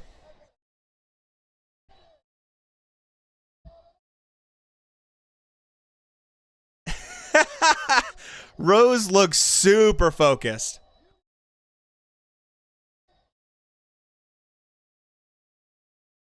This is going to be a great fight. I can both girls are tough as nails, man. Both of them are tough as nails. No quitting either one of them. Oh, she's getting booed. Did not expect that.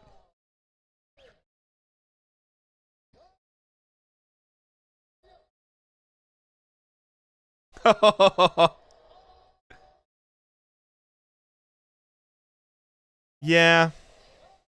Safe to say Jacksonville does not care for China.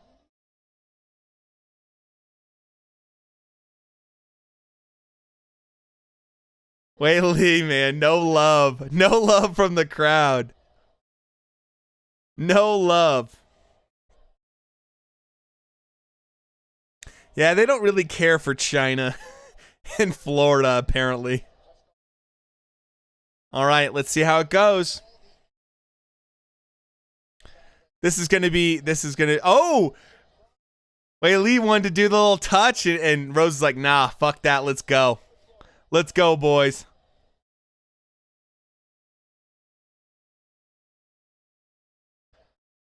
Here we go.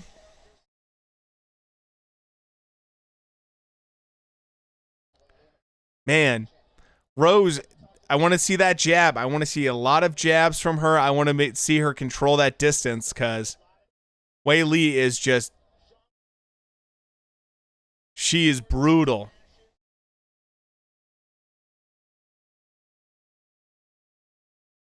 Crowd's definitely on Rose's side, that's for sure. In case you're wondering, Wei Li with a nice right hand so far. Nice leg kick.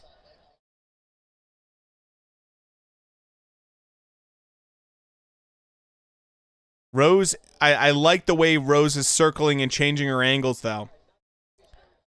Wei Li with a nice leg kick on the inside.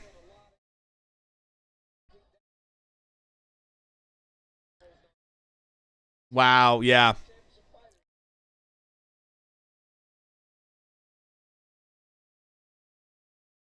That leg kick from Wei Li is solid, man.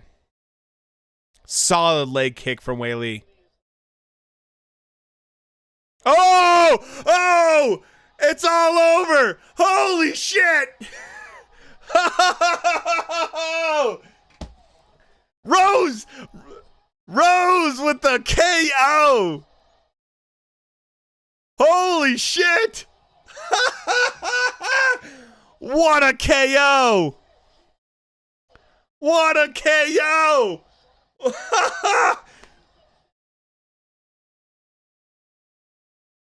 Oh, wait, Lee's trying to act like, oh, what the hell? Nah, dude, nah, Rose just knocked your ass out.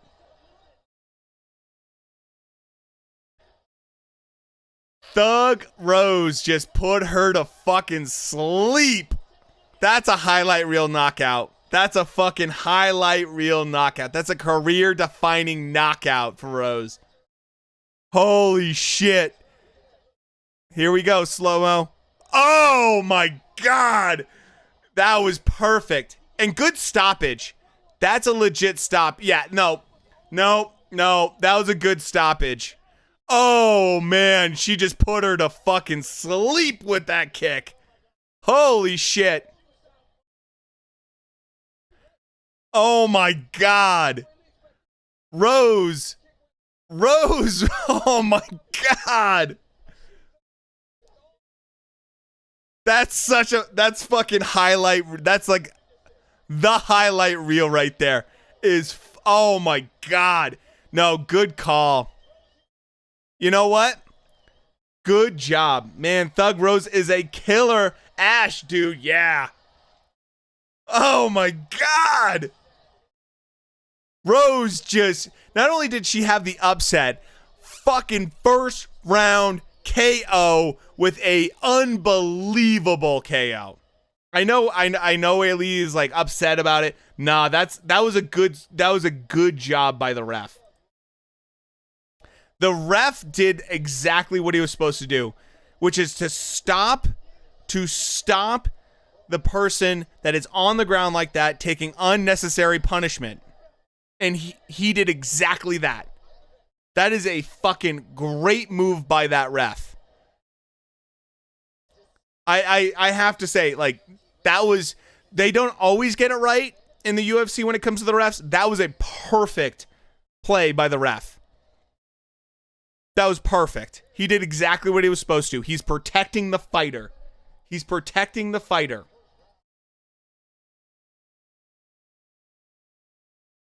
Good job for fucking Rose. In love with Rose. Dude, Rose is a fucking badass, man. She forgot about the feet. Yeah. Rose, good for fucking, look at her. Look how excited she is, man. Holy shit. Congrats to fucking Rose. Oh my God.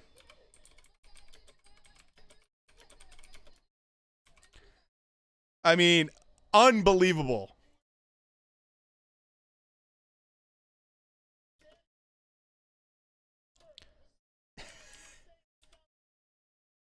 Yeah, you could see her saying, I'm the best.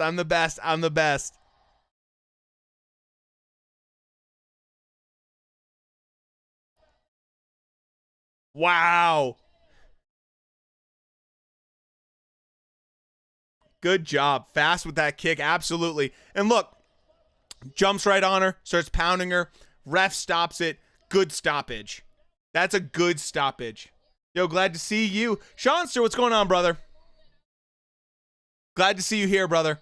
It was hard to watch the, Rose and Jessica, Andrade fight for me. I'm glad she's back on top. Absolutely. Easy win for Rose.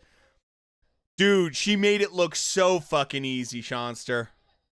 She made it look so easy.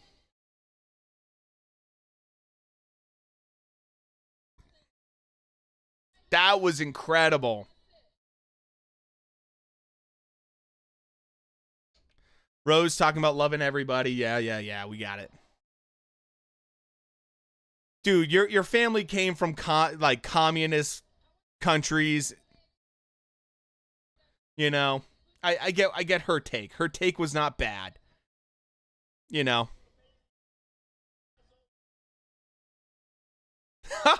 What a fucking knockout, man.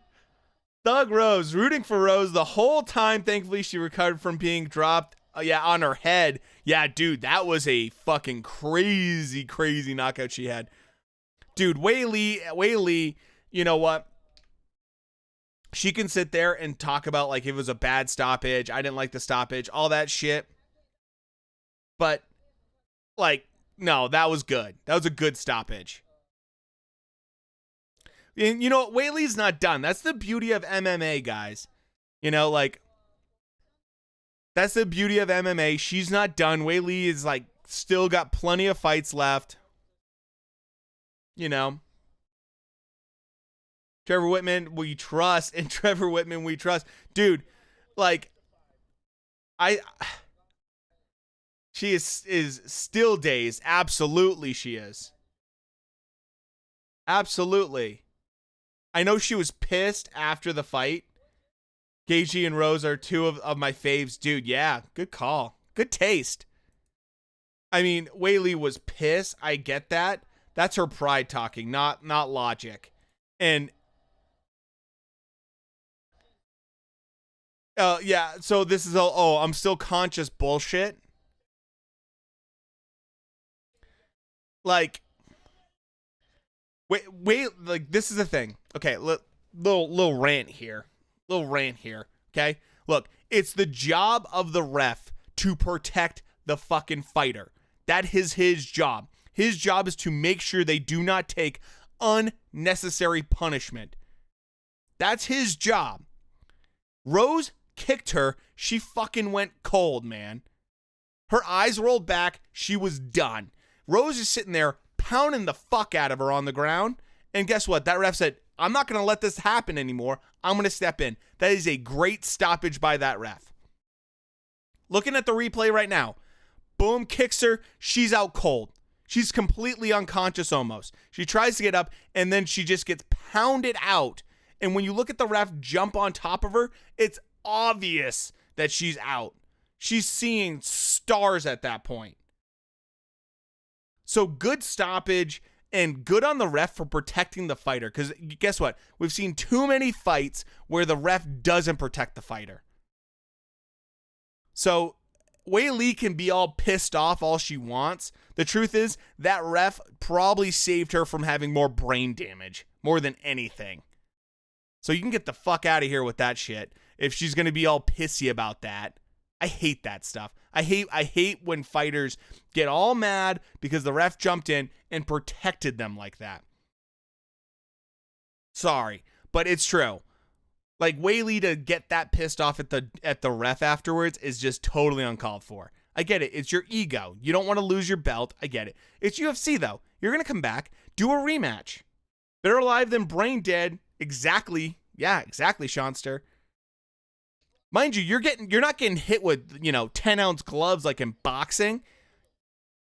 You're on the ground and this girl's pounding you with like 3-4 ounce gloves, like very light gloves. There's nothing protecting you. Your head's getting bounced off the freaking canvas. Like, what do you expect? Thug Rose didn't. I think. I mean, good for her. She's gonna have her moment to shine. And look, do a rematch. That's the beauty of the UFC. They can easily do the rematch. It's not like you have to deal with boxing politics like we have to deal with in all of these different, ABC belts that we got going on. You don't have to deal with that. That's not the deal that with the UFC. UFC can absolutely run it back. Run it back, do another fight. If she feels like she was stopped unfairly, do it again. No harm, no foul. Right? Okay. Who do you boys have in the main event? Who are you rooting for in the main event? Because, I mean, here it comes. It's going to be awesome. I cannot wait for this final fight. It's either going to be amazing or it's going to be terrible.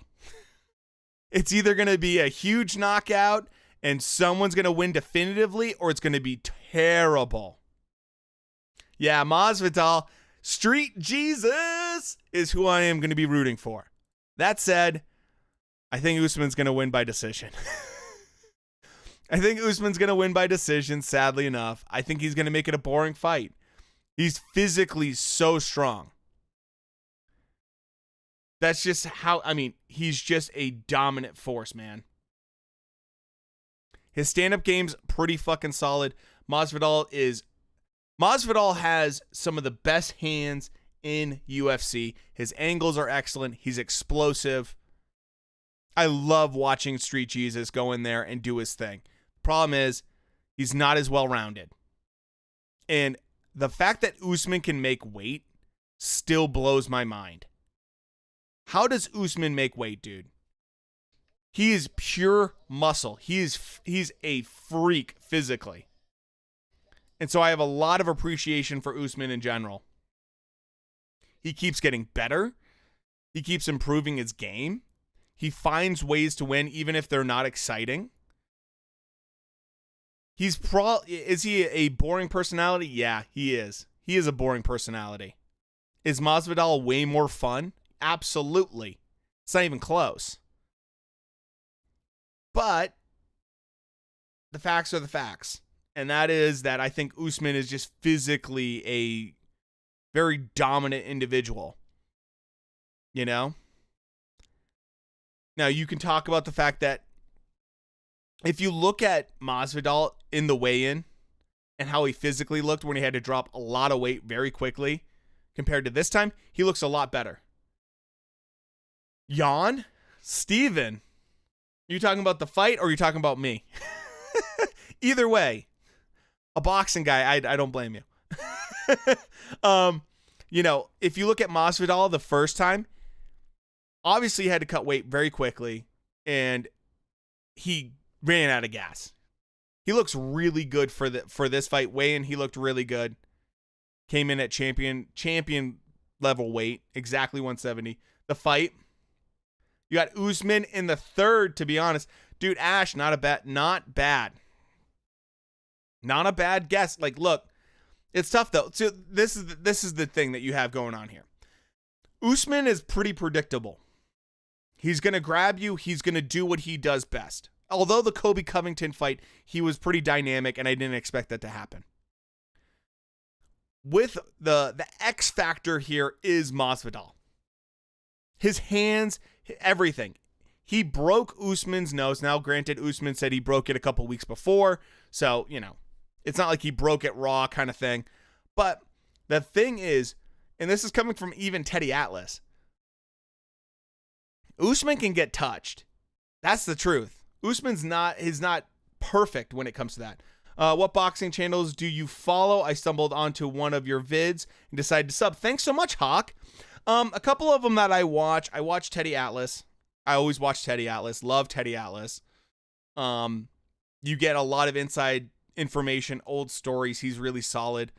Motivedia is a really good boxing channel if you want, like, the only problem with Motivedia is you're never going to get an opinion. Motivedia is a hype channel. They'll hype up a fight, talk about both guys. They'll never give you an actual fight prediction. So they're okay. They're good for like cheap entertainment for like 10 minutes because you're going to get super amped up about a fight. One of my favorite channels, and he's a fellow buddy of mine, is Von Blue's Boxing. The reason I like Von Blue is Von Blue does really simple videos. They're not the flashiest thing in the world, but the thing is that he is just jam-packed with knowledge about boxing. Like, he knows more about boxing than I do. He knew that, like, I'm sub to Teddy, but not Motivedia. Check out Motivedia. Motivedia is a fun channel to watch. Von Blue's Boxing, though, dude, he was telling me about Virgil Ortiz being a cross-country runner in high school. Like, he just knows shit that he just always impresses me. Usually pops into the chat when we're having, like, boxing streams. Von Blue's Boxing is another just really good channel. Boxing Rant, if you guys aren't watching Boxing Rant, those guys, they're dangerous to watch because if you're driving, your eyes will get off the road because you'll laugh so fucking hard at that channel. Boxing Rant is excellent. Those guys don't mess around. They've been in the game forever. They're some of the funniest guys I've ever heard. Yeah, for sure, he survived the war with Covington. It's so hard for me to see, George KO him unless he throws a flying knee in the first 6 seconds. Exactly. But it all takes this one strike. Yeah. Oh, Ash, good take. Oh, dude, Boxing Rant. So yeah, Von Blue is a small channel. I think he's got less than 40 subs. Like I said, go support him. He's a good guy. He's constantly like engaging on the boxing scene. I really like Von. So, how How do you spell it? Actually, you know what I'll do? I'll actually put it in the description. Hold on one sec. I'll actually throw it out for you guys real quick. Here's his channel. Yeah, he's got 35 subs. If you want some like interesting insight into boxing, here's Von Blue. I'll put it right now in the chat. So, by the way, Ash, thank you so much for subbing, brother. I really appreciate that.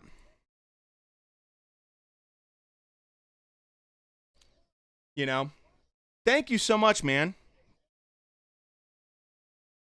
We do this every Saturday. We you know. Next weekend we're gonna be doing Chisora versus Parker. It'll probably be an afternoon stream. Yeah, check out Vaughn's channel. Like I said, it's not like the flashiest channel in the world, but it's super jam-packed with knowledge, dude. He's a really smart dude. He knows his boxing. But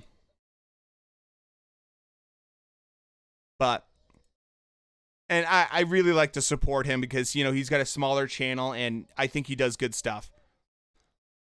The thing that's going to be scary about this fight, guys, MASVIDAL looks pretty good. He looks really solid in this. Like, physically, he looks solid. The thing that's crazy to me is I bet you USMAN comes in close to 200 pounds. Like, he weighs in 170, but I bet he puts maybe 10 plus pounds on water weight. USMAN is a beast. Physically, he's a physical freak, dude. I don't know how he does it. I just don't know how USMAN makes weight.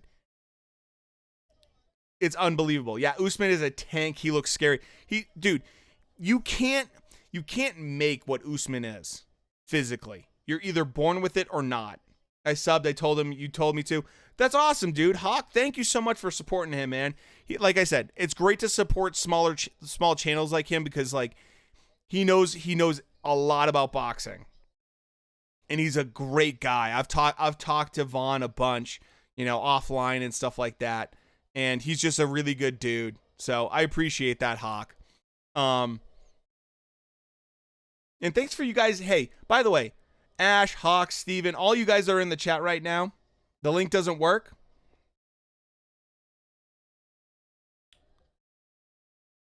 I checked. It worked when I just tried it. But if it doesn't, let me know for you guys. Thank you guys, Ash, Hawk, Steven, all you guys are in chat right now. Thank you guys so much. Oh, you have a new phone. I don't know. Maybe that's why it didn't work for you. I don't know. Steve, you know what, Steven? I'll send it to you on Twitter. Probably a phone problem. The link worked for me. Okay. So yeah, like Steven, I'll send that to you on Twitter, brother. By the way, yeah, if you guys want, down in the description, I got my other channels. I stream at least a couple times a week playing video games. So if you want to talk to me about boxing while I stream games, that's cool. If you want to follow me on Twitter, you know, chit chat me, hit me up in the DMs if you guys want to chat about whatever. Yeah, thanks guys for being around right now and watching the fight with me. Love having some people just chit chat about, you know, fights every single weekend and just talk to other fight fans and combat sports fans. You know, super fun. Thank you guys for being here. I really appreciate that. I know, dude, Steven, you definitely support me. And I got to give a big shout out to someone real quick. If he's in chat, anytime, I'll definitely be back. Love the energy. There he is. Yes. So Cisco and yeah, Steven was here last weekend. I want to give a quick special shout out. Hold on one second. Quick special shout out. So I just had something happen today that I've never had happen on a stream. And that is my buddy Cisco decided to tip me for the stream. Now, I don't ask for tips. I don't want you guys to tip me. I just want you guys to be here having fun. But I want to give a special thank you to Cisco. Thank you so much, brother. I really appreciate that. And I love having you in the chat. I love talking about this stuff with you. Just want to give a quick little special shout out to Cisco. Guys, he's awesome. And I appreciate every one of you guys being here. And, you know, it's awesome to have you guys here week in, week out. But Cisco, thank you so much for that, brother. I've been on YouTube talking boxing since 2006. Damn, Hawk. Yeah, dude, you've been around. You've seen some shit. Holy shit, Usman looks big. Holy crap. Yeah, dude. Steven, Cisco's a good guy. You guys would get along great.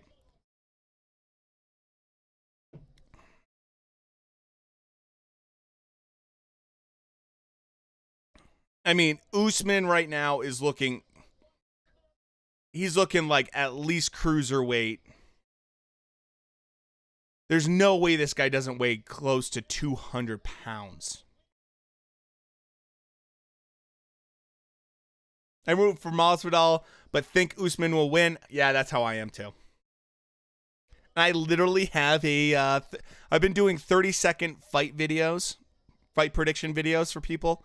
You know, just to make it quick, simple.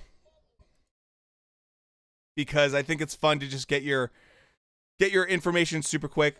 Dude, you know how much I enjoy these fights. Thank you so much, Jay. Cisco, you're the best, brother. Anything to support, you know, combat sports, you know, hooking you guys up with my takes on things. Cisco, you know I always text you, brother. Let you know what's going on. Because I love having you guys here and hanging out with you guys. You know? So, dude, Masvidal better be sharp, because if he's not, he is gonna get his foot stomped by Usman. Jeez, man, he is such a big dude. I really want Street Jesus to win this. It is great to be here. Steven, dude, you're always welcome. I love having you here, brother. Maybe I've seen your comments from Boxing Rant. I think I did actually. Yeah, dude, I am on Boxing Rant like all the time. I comment in the Boxing Rant comment section on YouTube all the time. Because I love those dudes. They make me laugh so hard. Here we go. Main event, boys. Main event. Here we go. Fucking get ready for hopefully some beautiful brutality tonight. This is going to be hopefully an entertaining fight and not just a foot stomping mess.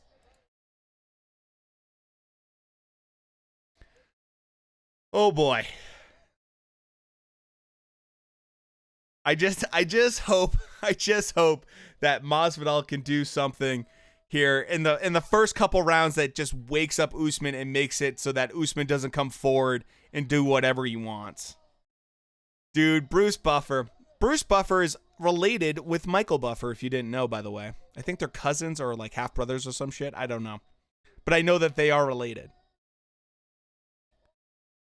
I've been waiting like weeks for this fight. Let's go, Street Jesus. Let's see what you can do, brother. No more excuses. You had a full training camp. Dude, the crowd is going ballistic right now.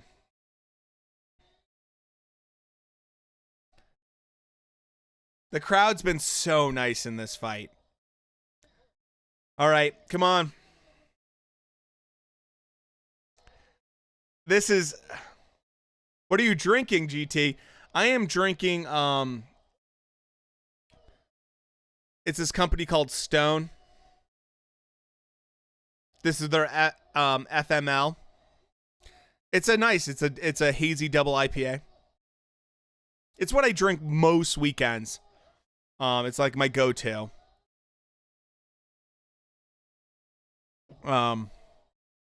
What are you guys drinking? Let me know down in the comments. Yeah, they didn't know at first, and they were both announcers.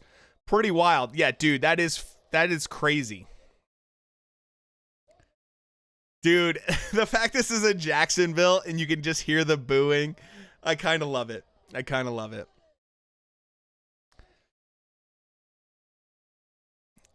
I mean, To have a family with two big announcers, that's pretty wild. Involved in combat sports like that. I mean, two icons like that. That's wild. Oh, Usman. Stella Artois heart side. Oh, there you go. Classy, Steven. All right, here we go, boys. Let's get it. Let's see what happens here. Broken top. That's solid. This is, oh man, I am so hyped for this fight. Let's see what Masvidal does, if he does anything different in this fight. Usman, I think we know what his game plan is going to be. Control, control, control. Okay, round one, here we go, boys. Masvidal looking light on his feet right now. Bouncing well. Usman changing his angles. I like the fact this is a bigger octagon. One of the bigger octagons that they use. I think, if not the biggest. So that will be interesting to see if that plays any kind of factor. Masvidal using that front leg kick a little bit. Nothing there, though, really. Just a little bit of leg kicks right now from Masvidal. Masvidal looking a little bit more sprightly in this fight compared to the last time. Usman, though, is doing a beautiful job changing his angles. Going to the body, using the jab really nicely. Right now, Usman is trying to be the aggressor. Masvidal, though, is feinting really well to try to keep Usman guessing what he's going to be doing. So let's see if the levels get changed. Oh! Usman just banged Masvidal with a big right hand. Masvidal just kind of laughed at him. Usman has a good right hand. I know Masvidal says that he hits weak, but I don't believe that. I don't believe that. When you're a guy that's that big and physical, I believe that Usman probably hits a little harder than Masvidal leads on. But right now, I like the way that Usman is changing angles. Masvidal tries to throw a straight right hand to the body. Meanwhile, I'm drinking Bud Light seltzer because that's all I have. Hey, whatever you got, brother. Both guys doing a nice job of establishing their jabs and trying to control distance. Usman definitely trying to use that jab a little bit more. Both have their hands a little bit higher up than I expected. I thought Masvidal would keep his hands a little bit lower. Usman's definitely closer to like more of a boxing stance. So, ooh, nice leg kick. And, ooh, Masvidal follows it up with a left hook. Nice job from Masvidal. So, Usman right now. Oh, nice knee. Usman with the big takedown. And he's going to try to dominate here. Usman right now in guard. Masvidal did a nice job on that defense. Very nice job on that defense. Usman trying to rain down from above. Not looking super effective, but still scoring shots. I have a Fat Cal Zone too, so definitely a good Saturday. Hell yeah, brother. It's fight day. It's always a good day. Even if the fights suck, it's still better than any other day. Right now, Masvidal is doing a nice job fighting off his back. Throwing some elbows in there and just trying to keep busy. Let's see what happens here. Usman trying to throw some rain down from above. Masvidal doing a nice job keeping him in his guard. And Masvidal right now actually showing some nice elbows to the face. Drinking Natty Ice. Hell yeah, brother. And Masvidal looking like he could maybe get up. Usman is definitely contesting that. Pushing him up against the side of the octagon and trying to go for another takedown. Usman right now trying to keep Masvidal against the cage and pinned. Masvidal trying to get up, and he's up. He's up, and then Usman takes him back down and gets rear. Oh, watch out for the rear naked choke there. Masvidal does a nice job controlling the hand, and now they're back up. Let's see what happens. Nice job by Masvidal to get out of that situation. Usman is deadly on the ground. Ooh, Usman lands a nice straight right hand and then a good jab. Masvidal is shaking it off like, yeah, you didn't do much, but I don't believe that. Ooh, Usman gets a little wild there. Right now, this is a very different fight from the first one. Very different fight from the first one. Both guys striking. Frozen pizza here. Wife is out of town. I made myself a steak quesadilla before streaming. Right now, Masvidal with a nice leg kick to the front leg, but Usman doing a nice job overall. Tries a flying knee, doesn't do much though. I don't think that landed much. Masvidal definitely looking better than he did in the first fight, but Usman has definitely been game planning. I'm eating wings, stop. So, first round, boys. Who do you have winning the first round? Who do you think won that round? Where are you from? I am living right now in Colorado. So, we have both Usman and Masvidal. I think that first round has to go to Usman. He had the takedown and he had the ground control. Wingstop sounds really good. I think the first round went to Usman. I'm not happy about it, but it's the truth. But anything could change. Anything could change. I have an uncle in Aurora, Colorado. Awesome. Aurora is a great place. I'm in northern Colorado. All right, here we go. Round 2, boys. Let's see if things change a little bit. Let's see if Masvidal changes things. Let's see if Usman changes things. How do you spell it?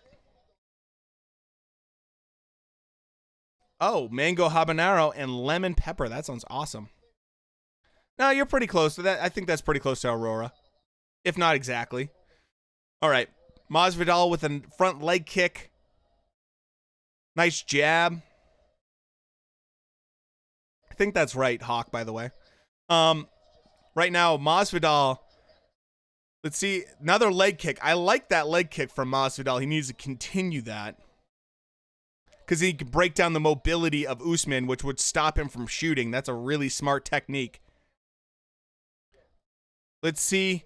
Oh, nice right hand from Masvidal. Laughs off any kind of striking from Usman. Right now, Masvidal is looking better this round so far. Oh boy, it could be all over. Usman wins. KO. KO. Holy shit. Usman. Oh boy. Boys. Holy shit. Masvidal just got knocked the fuck out. Holy shit. Usman, that was not expected. Masvidal just got knocked out by Usman. Usman hit him, dropped him, and then just ground and pound him. Oh, man. Oh, my God. Usman is a bad motherfucker, man. Oh, my God. That's scary. That was right on the button. That's the scary part about Usman, man. He's getting better striking. He's getting better and better and better. Holy shit.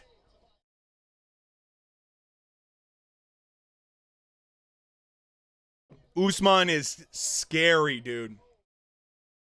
I didn't expect that either, Steven. Let's see the replay.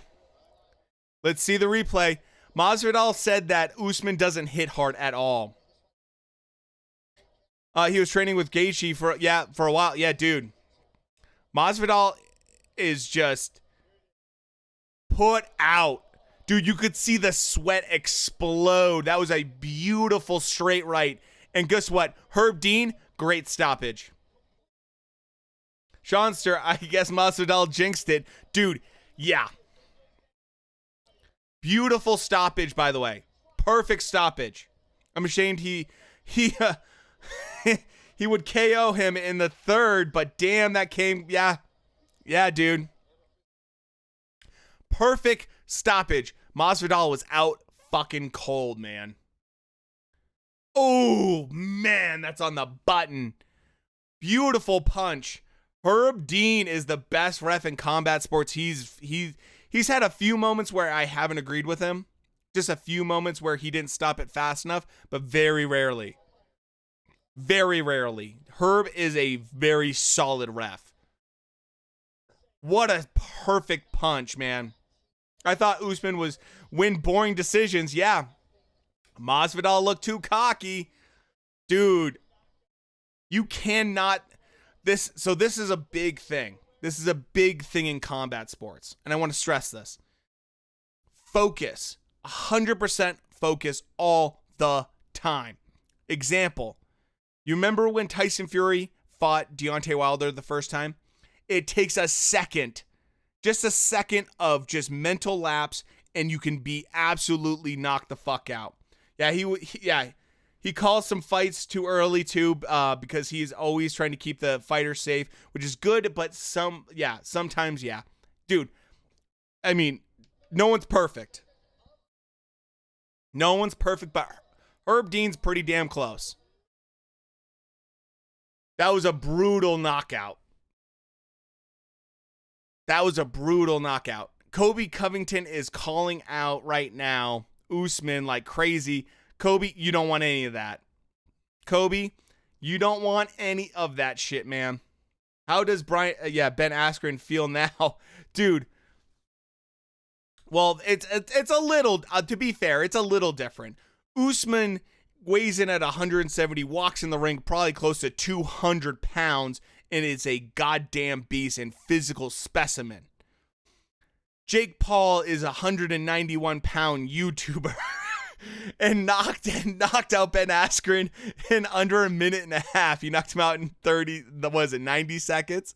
So, to be fair, I think probably if I'm Masvidal, you talked all that. To be fair, though, Masvidal talked a lot more shit but holy shit. Big strong, yeah, dude. Who's next? Who's next? Usman looks like he is on the gas, dude. He's a freak of nature, man. That flying knee was a fluky, dude.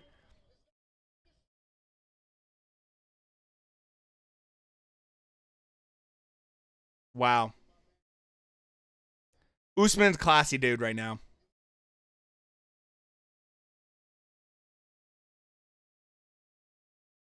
Dude, Usman is being super fucking classy right now. Super classy right now.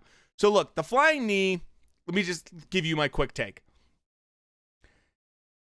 Masvidal watched tons of film of Ben Askren, and Ben Askren puts his head to the side like that every single time. That's what he does. Oh, man, that was just a perfect straight right hand. Oh, dude, Masvidal was completely out while he hit the canvas. You can call it hard read, a fluke. Dude, no, that was a... Masvidal knew what Ben Askren was going to do, and he executed a flying knee. Now, look, I'm not saying it was the luckiest thing. I'm not saying it wasn't skill. It's a little bit of both. Because if Ben Askren grabbed him and just slammed him down, if it was just a little bit different, nobody starched Masvidal before. I mean, he's definitely lost. I don't know about getting starched, but he definitely has lost before. I think Ben Askren just got, humbled for sure. Usman versus Rumble. I mean, the big thing for Usman, Kobe Covington, you don't want any of this, dude. Dude, Usman is such a classy dude. Yeah, most of his L's are decisions, yeah. Like, Usman is super classy. I know people call him snoozeman. I know, I predicted he'd win by decision because I thought he would just be kind of, whatever. But the truth is, you got to respect a guy that just is that level.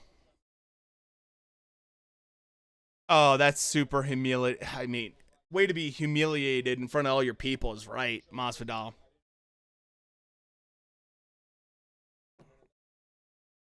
Both guys sound classy after the fight. Yeah, I agree. So, look, this is the thing with Masvidal. Oh, man. So, first and foremost, I hate when kids are at the fights. I hate when fighters have their kids like in the crowd in the front row.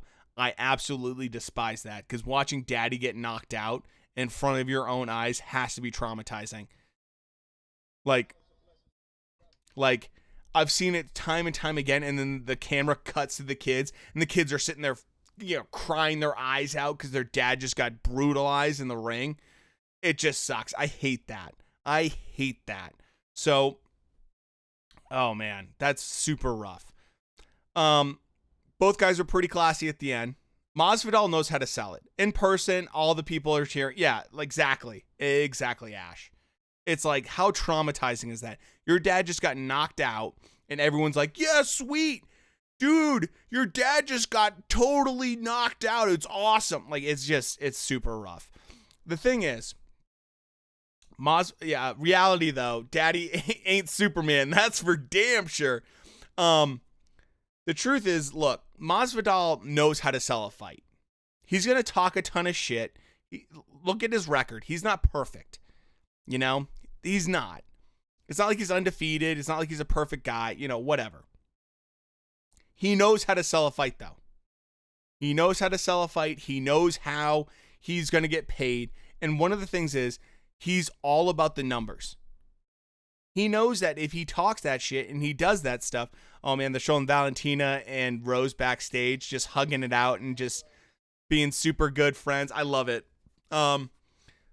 He knows if he talks like this and he does what he does, that he's gonna get good numbers. And that's what gets him paid. Because the truth about the fight game is you only get paid if you bring in good numbers. That's the truth. If you don't bring in numbers, you don't get paid. Sorry. But they got to pay for renting the arena. They got to pay for all the staff. They got to pay for all the people to set stuff up, tear stuff down. They got to security, all of it. It's all going to get paid for somehow. And if you can't sell numbers and you can't bring people into it, you're not going to do well. There's plenty of boxers right now that no one watches. There's plenty of them. There are. Go look at Demetrius Boo Boo Andrade. Go look at him. No one watches him. No one cares about Boo Boo. The people that watched that fight against him and Liam Williams, it was mostly UK. It was almost all UK fans.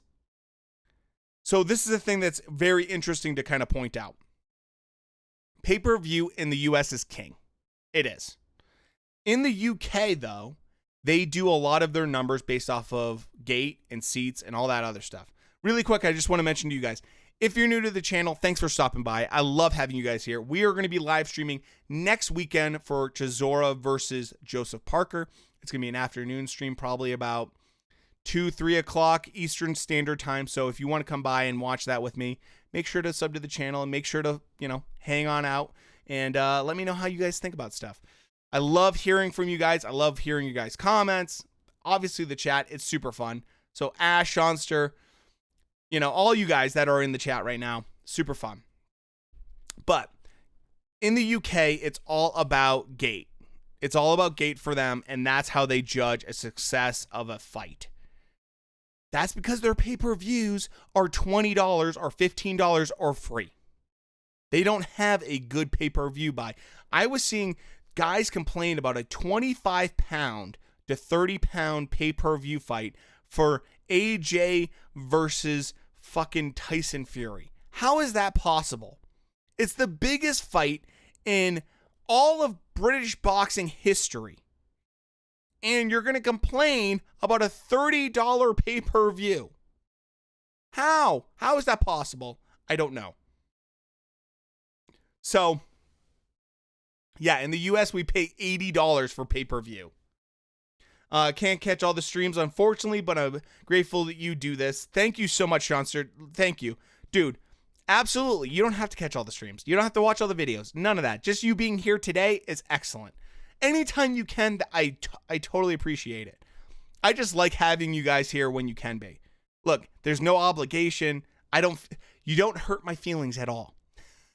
It's not like my ego gets stroked by who's here and who's not. That's not how it is at all. It's more like, hey, if you want to be here because you can be here and, it sounds fun for you, cool. If not, no hard feelings whatsoever. I do this just purely because I want to give you guys free entertainment. I want to give you guys something to like hang out and talk about fights and stuff. That's why I do this. I don't do it for my ego. Not at all. Trust me, I definitely don't know everything about fighting. I definitely don't know everything about boxing. I do this because it's super fun to hang out with other fight fans and hear you guys' opinion.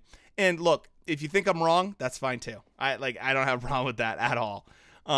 It's more just about hanging out with like-minded people that appreciate the sports, and like watching it together, It's just a fight party, basically. So, anyways, yeah, the UK and how they go about things is just so different compared to the US, and that's why you always have. I see a lot of people on Twitter in particular talk about, oh, well, they only had 30,000 fans at the American fight, but we have 100,000 at Wembley. And it's like, yeah, but dude, we had 200 to 300,000 people paying $80 for pay-per-view, and you had 50,000 paying $15. Like, it's not the same. It's a very different environment. It's a very different kind of business model. And that's why it's interesting when you talk about like DAZN and DAZN. Oh, they have Kobe Covington. They're going to talk to you right now. Kobe, you don't want this. Kobe, you don't want this fight.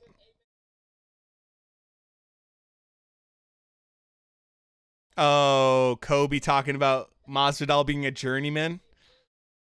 Kind of true.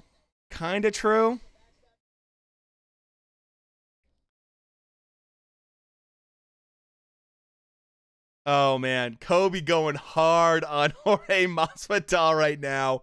Look, I get Kobe's stick.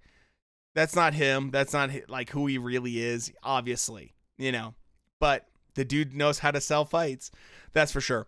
I have a question for you guys, okay? And I have a genuine question for you guys. And this is about content I'm going to be making. So I want your opinion, if that's okay. One thing I thought about recently, Love Talk, you love these sports. You would do this live stream even if it had the audience of one. Yep, exactly. I do it. I do it for nothing but just to have fun with people that like this kind of stuff. And if it just means, hey, I have to give out links nonstop to people because they don't know how to like Google this stuff and find it themselves, that's fine. The big thing for me is I have some new content coming out, and I'm curious what you guys think. So, how many of you guys know who like PewDiePie is? Do any of you guys know who PewDiePie is at all? I don't know. PewDiePie is like the number one YouTuber on the entire platform. And so he has a thing where he does something called like meme review, where he looks at memes from like Reddit and all that kind of stuff. And he does like a video kind of reacting and having fun with it, right? So I thought instead of doing that, like just random memes, because that's not fun, I thought instead I would do some stuff that would be a little bit more fun. And there's another guy called Brendan Herrera who does gun meme review, and I thought that's kind of cool because he talks about different guns and just like various kind of things that make people in the gun industry laugh. So it got me thinking, what if I did one about boxing memes? Do you guys like that idea? And I'll give you a quick example. Brendan, yeah, Brendan Herrera is really good. I love Brandon. He's a really good guy. He's a really funny guy. I thought I would do a boxing meme review, maybe here and there. Example like this.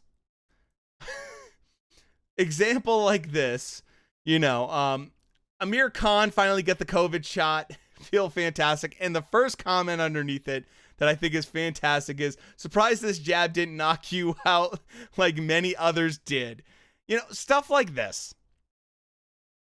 And I thought this could be kind of fun for you guys because I think that in general, there's some really good boxing memes out there. And we could, I'm not saying like I do it every week, but maybe every other week or something like that, where we can have fun talking about boxing and making fun of stuff. Because there's some good content out there for that. I also think it's just really fun to make fun of just all this kind of stuff. Stuff like, also like this.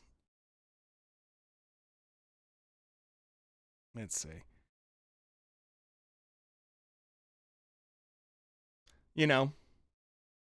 People making fun of the fact that that suddenly Mayweather looks like Mary J. Blige and stuff like that. Cisco, you like this idea? Oh my God, yes. Shancer, you like this? Yes. I think it would be a great, and I've seen a couple other channels doing it, and it's a very positive feedback from what I've seen. Sure, good ideas from Steven. I wanted Masvidal to land that. Yeah, dude, same. So yeah, I've been starting to collect some memes, some fight memes, some boxing memes, and the idea that we could kind of do this here and there and have fun with it. Because I think it's super fun to, I can do fight predictions all day, every day. But,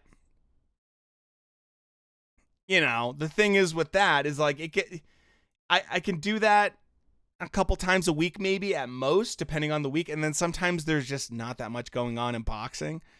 And I just don't feel confident enough to do, a ton of stuff like this about Deontay Wilder accidentally using Twitter as Google. How to throw a jab. Shit, this isn't Google. Like this kind of stuff. So if you guys are into this, I would be more than happy to make this a part of the channel and start doing this maybe like once a month. Because there's enough content out there for this kind of stuff that I think would be really fun. And I think that you guys would have a lot of fun with, So if you guys like it, I'll try to make a couple videos, maybe once a month or something like that. It's good I stopped by your channel. I almost passed it by. Thank you so much, Hawk. I appreciate it, brother. I love having you here, man. You had some great takes tonight. So let's talk about future fights. We have some fights coming up. Let's talk about them really quick. I want your guys' opinion if you guys want to share them, of course. So, next weekend, we have Chisora versus Parker. Chisora might win that. Parker looked like terrible. Many of the lousy boxing channels are the bigger ones, yeah. I mean, I don't judge other boxing channels. I don't love everything. I like both sports boxing and MMA. Dude, I like both too. It's hard not to like MMA. MMA does a fantastic job. I like to put on good, fights for everyone so we can all talk about it and have a good time. That's what I care about most. I just want to have a good time every Saturday night, or sometimes once in a while during the afternoon on a Saturday, and just talk about fighting stuff with people that care about it. Chisora Parker. If Chisora doesn't gas out too quick, he could probably knock out Parker. I mean, he did pretty damn well against Usyk.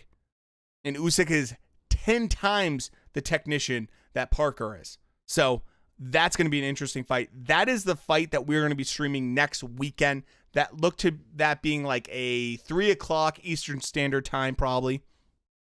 Somewhere around there.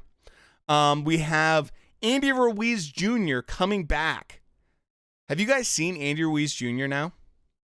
Dude, Andy Ruiz Jr. looks amazing. He lost a ton of weight. I mean, a ton of weight. Do you ever do BDA boxing or on YouTube? I don't know. I've never heard of BDA.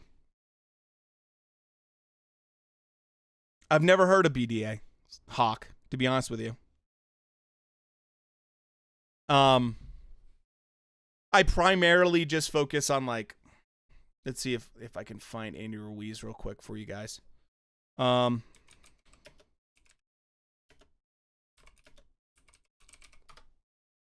like to see Andy looking fit. Dude, yeah, no, he looks really good. He looks really good. I'll check out BDA boxing. Hell yeah, Hawk. Andy looks phenomenal. He looks really good. So him versus Chris Arreola, I mean, Chris Arreola is not much. To be honest. He's just not. He's not much to gloat about. He's old. He's taken a lot of beatings. Nothing against the guy. He gasses out. You know, I'm not expecting much from that fight, to be honest. But, you know, overall, I like to see Andy back in the ring because it's been a while. It's been a very long time since we've seen Andy in the ring. Actually, since AJ rematch. Chris gonna get smashed. Dude, he has got crazy fast hands. Yeah, he's lost a lot of weight, Steven. Yeah, dude, he looks really good. He looks really good. I'm trying to find a quick photo for you guys. If I can. Probably find it on Twitter real quick. The big thing with Andy is that, look, everybody screws up. You know, everybody screws up. It happens. I'm not going to judge someone based off of. Andy Ruiz did something that people dream of. People dream of being heavyweight champion. I think everyone right now in this chat right now probably dreamed of being a heavyweight champion at some point. We'd all love to be that person. But the truth is that most of us will never ever get that chance for obvious reasons. And so the fact that Andy Ruiz became champion is incredible. And good for him. Did he screw up? Yeah. He screwed up big time. But, you know, he also is trying to right that wrong by showing that he can change. He's trying to do that. Now, one thing that he did that's a big move is obviously new trainer. Eddie Reynoso is a fantastic fit for him. I think he's now in a camp with Canelo. And I think that's a big deal. That's a big deal for him. I think that's going to make a significant difference overall for him. And so, you know, sometimes changing, I know some people don't like that when fighters change. I don't have a problem with it. Here's Andy right now, you guys. You ready? There he is. Not bad. Not bad at all. I mean, that's a big difference. Mind you, he came to camp when he fought AJ in the rematch, and he was 300 plus pounds. This is Andy close to, I think he's closer to like 250, 260 here. He looks really good. So I'm expecting to see Andy's fluctuated in weight quite a bit through his career. He looks really good. He looks so small now, dude. Yeah. Right? That's the new Andy Ruiz. And I'm excited to see what this guy can do. His hand speed's phenomenal. His boxing IQ is very high. He's a good fighter, man. I think he is only like, yeah, he's about 6'1". Yeah, absolutely. Hawk, you're spot on with that. He is 6'1". He's 6'1", and he's got great hand speed, and that's the problem, is that when he ballooned up for that AJ rematch, it took away all of his natural ability. Plus AJ, Okay, here's a little thing. Okay, it's kind of a hot take, but AJ and Eddie made sure that AJ was going to win. And they did it in a couple ways. Number one, that ring was a 22-foot ring. If you don't know, the average is like 18 to 20 is kind of like more the standard. They can get up to 24 as an official. 18 to 24 is like the actual standards. Like in between there. But it was like a 22-foot ring. Why? Because they wanted AJ to move as much as possible. The lighter the better for Ruiz. Absolutely. So that's one thing that they did. Number two, AJ did debulk quite a bit for the fight. So good on him. Can't hate against that. The other thing, though, is that AJ didn't engage much. He made sure to kind of jab, pick his spots, do what he does. That's smart when you have, I think he had close to a 10-inch reach advantage against Andy. Like, why would you get into the mix? It just doesn't make any sense at all to get in there and start throwing haymakers with a guy that has faster hands than you. It just doesn't make sense. So that's good on AJ. So Andy really screwed up when it came to that fight. I'm excited to see him come back. I want to see what he looks like. I want to see that hand speed.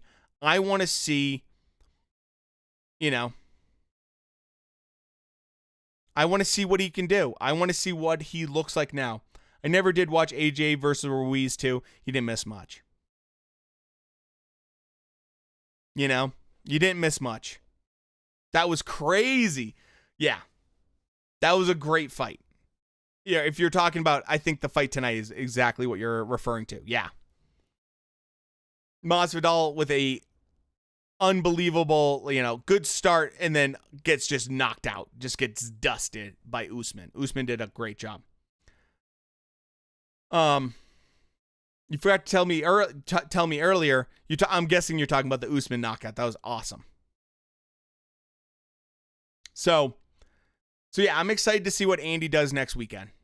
I'm excited to see what Chisora Parker is going to look like. I think it's going to be a little bit of a mess.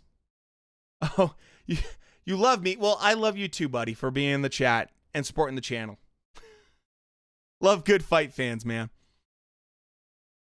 All the fights were great. Yeah, I mean, there was very few boring fights. I still feel bad for Weidman. I mean, breaking your fucking foot like that and ankle is brutal. MASVIDAL needs more head movement. Yeah, he needs a lot of things. He needs to be a little bit more dynamic. He's a little bit one note. You need to be able to do more than just stand up. You need to have some kind of ground game. You need to be a more dynamic individual. Plain and simple. Yeah, poor man. That was, dude, that was brutal. I can't watch that. I do not want to see that highlight. I do not want to see that highlight again. Okay, so we have Chisora Parker. That could be interesting. If it's early, I think Chisora is going to win. I think Chisora is going to win in the early rounds, possibly. He could gas out. That's pretty normal for Chisora. Parker could win the long range on that. Then we have Taylor and Jonas.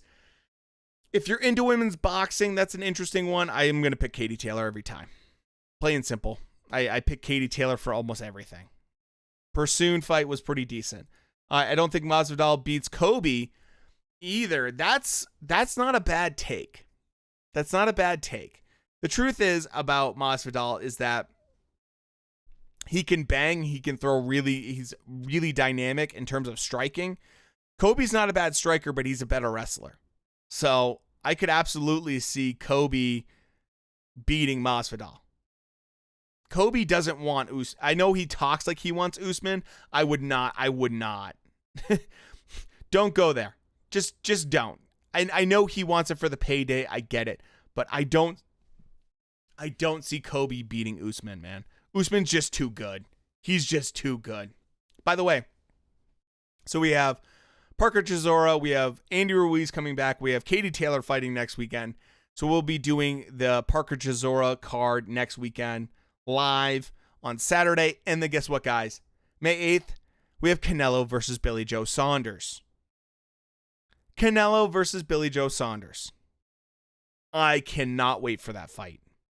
I can't wait for that fight. That's going to be an amazing fight.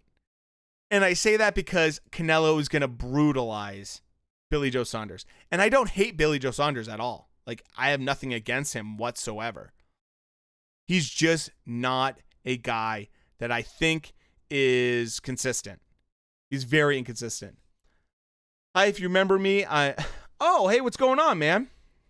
What's going on, Mood? I do remember you. Billy Joe Saunders is looking fit, though. Dude, Billy Joe Saunders looks incredible right now.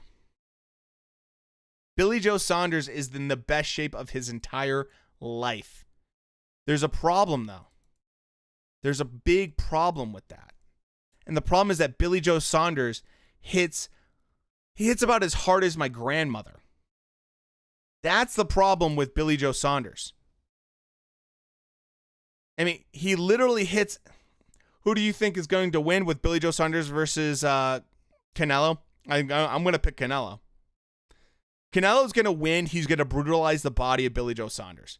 Because if you're going to fight a guy that's a dynamic individual who can move well, right? How do you slow down someone that moves well? What's the tactic for that? You go to the body. You go to the body and you go to the body frequently. And that's how you beat them. Because you can't beat them any other way. If you try to do something where you're trying to just go pure headhunting, you're going to lose. Example, actually, Otto Wallin versus Tyson Fury. By the way, this is current Billy Joe Saunders. Looking very good. Looking very good. Canelo versus, oh, yeah. Yeah, the thing with Kovalev is a drunk. Kovalev has issues. He has a lot of issues. And part of it is his drinking problem. I've heard a lot of problems with him. I've heard people like talking about like meeting him in grocery stores, and he's like clearly already hammered, and he's buying like another 12-pack. Like, he has issues. He's kissing flight attendants and getting harassment claims, and he has issues. So to do a short turnaround for Kovalev when he beat Anthony Yarde and then turned around and fought Canelo, there was a reason for that, because Canelo knew he could knock his ass out. So, it's all about picking the right guy at the right time. And there you go. That's the right reason. So this is Billy Joe Saunders currently. Does he look awesome? Yeah. He looks really good. But you know what the problem is? He doesn't have the same mobility that he had at 160. He's at 168. Kovalev looked like he threw the fight. He looked, feather-fisted, but he maybe was just shot and afraid. Dude, part of it is, if you're a guy that abuses your body as much as Kovalev does, right? If you watch the Yarde fight, he looked pretty decent because he had enough time to get ready for that Yarde fight. I actually was rooting for Anthony Yarde on that fight. Anthony Yarde is staying with Tunde, which is, I think, a terrible decision on his part. Why he would stay with Tunde and not do any fucking sparring, I don't understand that shit. I don't understand why you don't have sparring as part of your camp. It's the dumbest thing I've ever heard. Tunde is out to lunch, and I think Anthony Yarde's dumb for staying with him. So, anyways, Kovalev had plenty of time to prepare for that fight, a.k.a. sober up. That's what happened. So then he fought Canelo, and Canelo's just too damn good. Canelo's next level. Billy Joe Saunders can't burst a grape. Yeah, dude, he can't. Dude, he fought Martin and was eating shots from Martin. Martin Murray, who I'm not trying to hate. I don't hate on professional fighters. That's something I like to do because I think that if you're brave enough to get in a ring and fight professionally, you're braver than I am, and you've done something I can't do. But I'll be honest with you. Yeah. Martin Murray was landing huge right hands on Billy Joe Saunders because he's not the same fighter anymore. He doesn't take it serious. That's his biggest problem. He fucks around too much outside of the ring. He just doesn't, he's not in love with boxing anymore. And I've said this time and time again. on stream. Boxing is not a permanent job. It's a temporary job. Get in, get paid, get out with a couple brain cells. That's the deal. So if Billy Joe Saunders wants to go in there, get paid, get out, then start fighting domestically, I don't have a problem with that. Like, that's not bad. There's nothing wrong with that. There's literally nothing wrong with Billy Joe Saunders going in, losing to Canelo, taking up scraps that he can get in the UK. You know, Eddie's going to give him scraps, no problem. No problem. And then getting out of boxing. And Billy Joe Saunders can do what he wants the rest of his life. He wants to do commentary? Great. Go for it. I think Billy Joe Saunders could probably do commentary, no problem. You know? Hell, Chael Sonnen has a very successful YouTube channel. Chael doesn't know anything about boxing. He's like totally clueless, and he gives hot takes all the time and makes good YouTube ad rev from it. You know? Chael Sonnen talked about how AJ doesn't work hard and has very low effort in terms of working out, and that he never sees him sweat. And this is Chael Sonnen's hot take. You guys ready for this? He talked about the fact that AJ was steamrolling everyone because he was bigger than everyone, and then he met someone the same size, which was Andy Ruiz. And Andy Ruiz, that's the reason Andy Ruiz knocked out AJ. The dude's clueless. He doesn't know anything about boxing. MMA, he has a little bit of a clue. Although there is the thing with the, you know, Uncle Chael curse, because he picks guys that lose. I hope Billy Joe Saunders don't take a dive. Dude, he won't take a dive. I think he'll just get knocked out. Jake Paul, BS, Chael Sonnen next. Yeah, dude. I mean, oh, I did a video, by the way. If you want to see who I think Jake Paul's fighting next, I did a whole video on it. And I'll be honest with you guys. The person that Jake Paul's going to fight next is one of two people. One of them's more likely than the other one. And I think it makes a lot of sense. I think you guys might be happy about this even. The first person is, oh, dude, Chael doesn't know shit about boxing. Yeah, he's fucking clueless with boxing.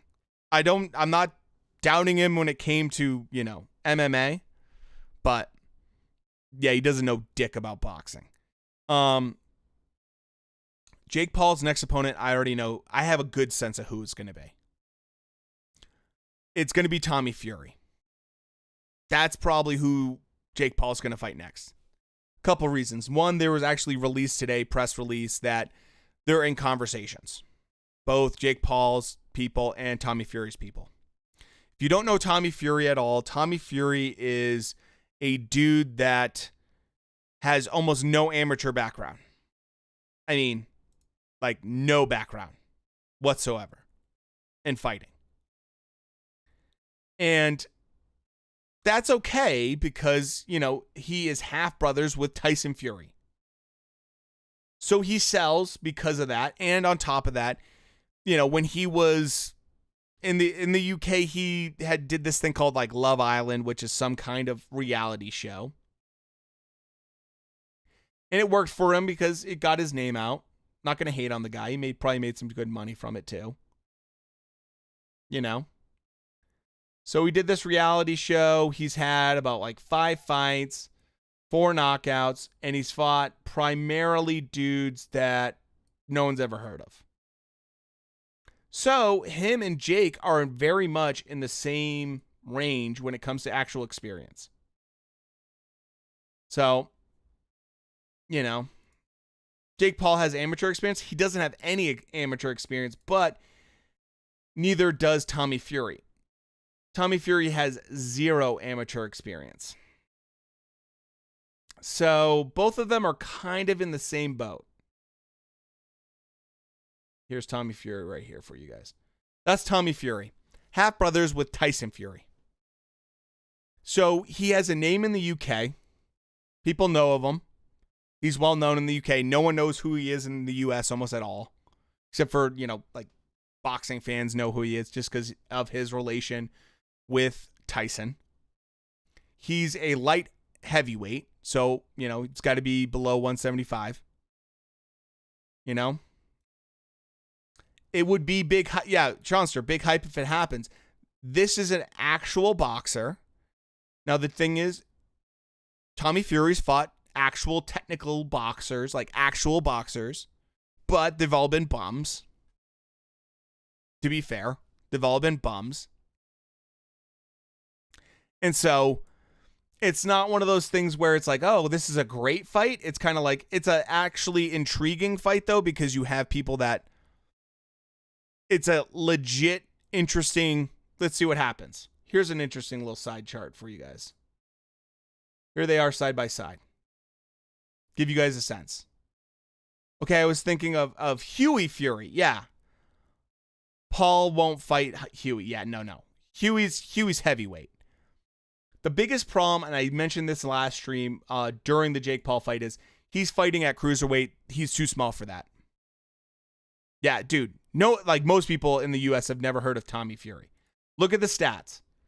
5 fights, 3 fights, 5 wins, 3 wins, no losses, 4 KOs, 3 KOs. They're both orthodox. They're almost the exact same height. Tommy has more reach. Tommy fights at light heavyweight. And Jake Paul's at like 190.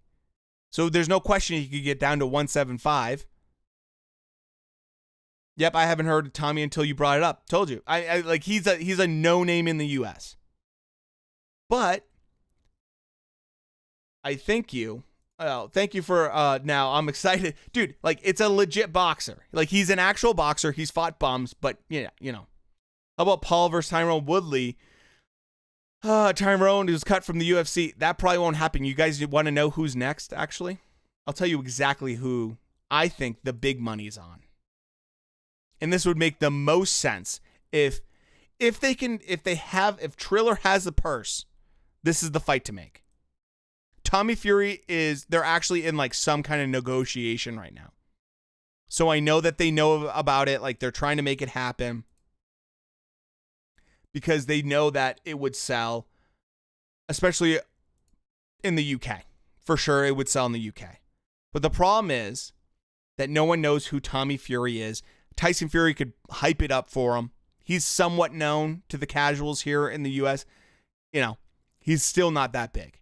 But this is the person that I think would be the best thing possible. Tyrone called out, yeah, Paul. I mean, everybody called out Jake Paul. There's stories about fucking Michael Phelps fighting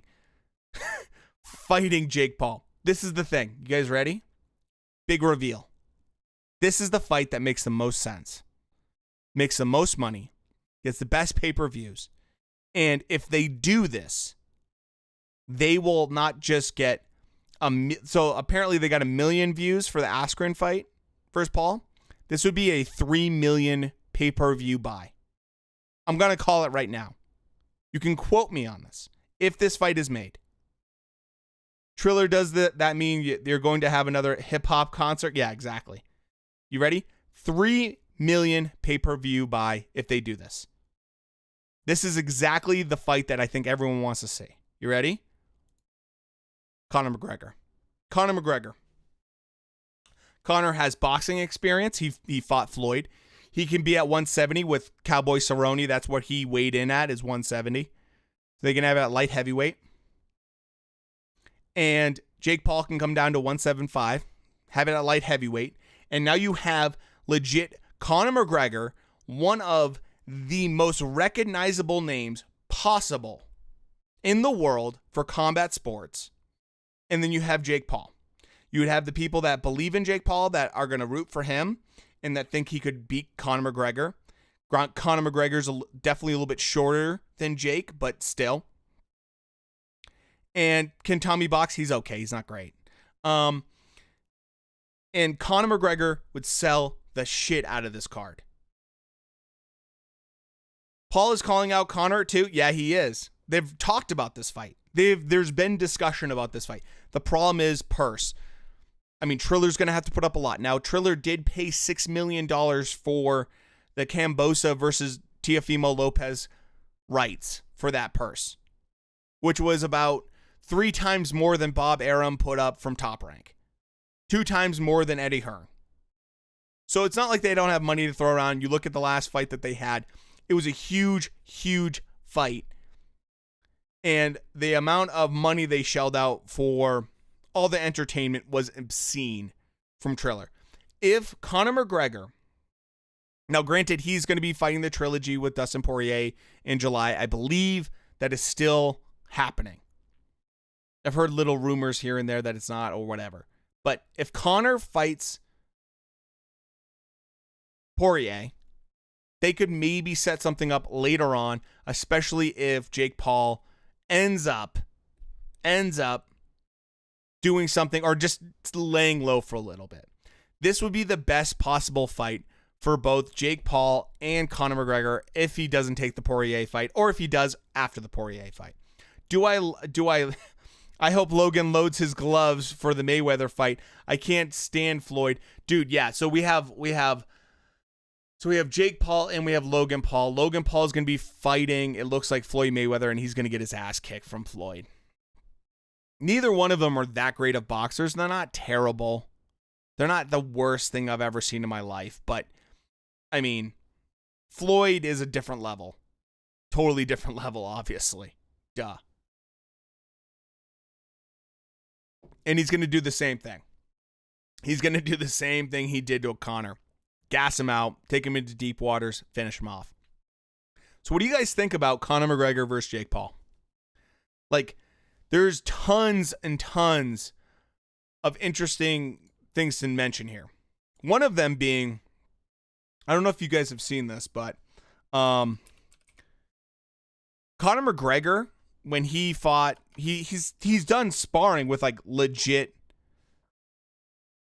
boxers, which makes it very interesting to see what he could do. I'll give you guys a quick example right here. There we go.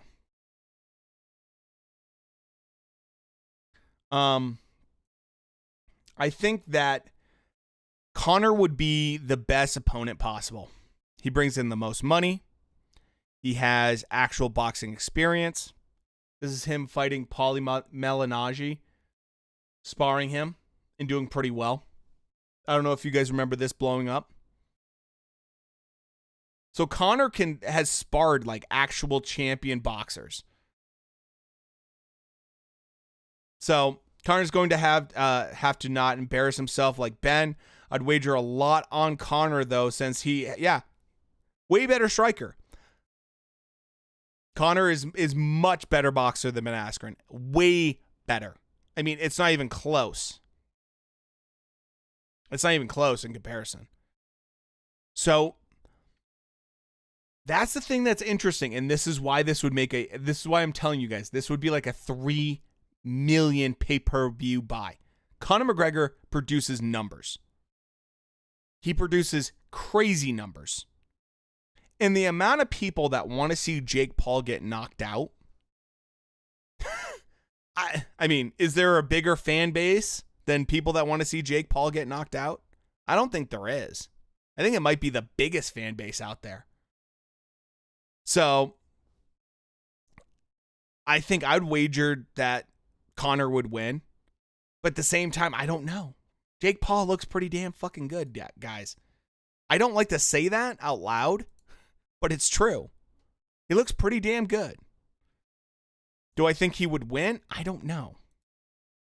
I think he'd have a hard time against Conor McGregor because Conor McGregor is a legit striker, knows what he's doing. And I think that would be an excellent build-up. The build-up would be amazing. I mean, well worth the pay-per-view alone. So, in my opinion, I think that if Conor's people and Jake's people can make it happen, that's the fight I would make. Tommy Fury is a decent backup fight. It's people want you to fight a legit boxer. Tommy Fury's easy, would be the lowest hanging fruit that I would pick. Honestly, because Tommy Fury, like I said, 5 fights, 4 KOs. He's part of the Fury family, so it sells super well in the UK. Tyson Fury can come out of the woodwork and try to help promote this thing. Regardless, though, I don't think it's going to, I don't think it's going to work. I wanted to see Conor versus Paulie, but Paulie lost his bare knuckle fight to the GOAT. The thing with Paulie is that he has brittle hands. He has really brittle hands, and that's a problem. He breaks his hands every time he fights now. Like, there's just no point in Paulie fighting anymore. Okay. Paulie, I'm so pissed that Paulie lost his job. He was a good analyst. And he said the things you're not supposed to say when it's 2020. And that's the problem. If you look at what he said, it wasn't super racist. It just wasn't the smartest thing to say. Do you guys know what I'm talking about? Or are you guys not into that news?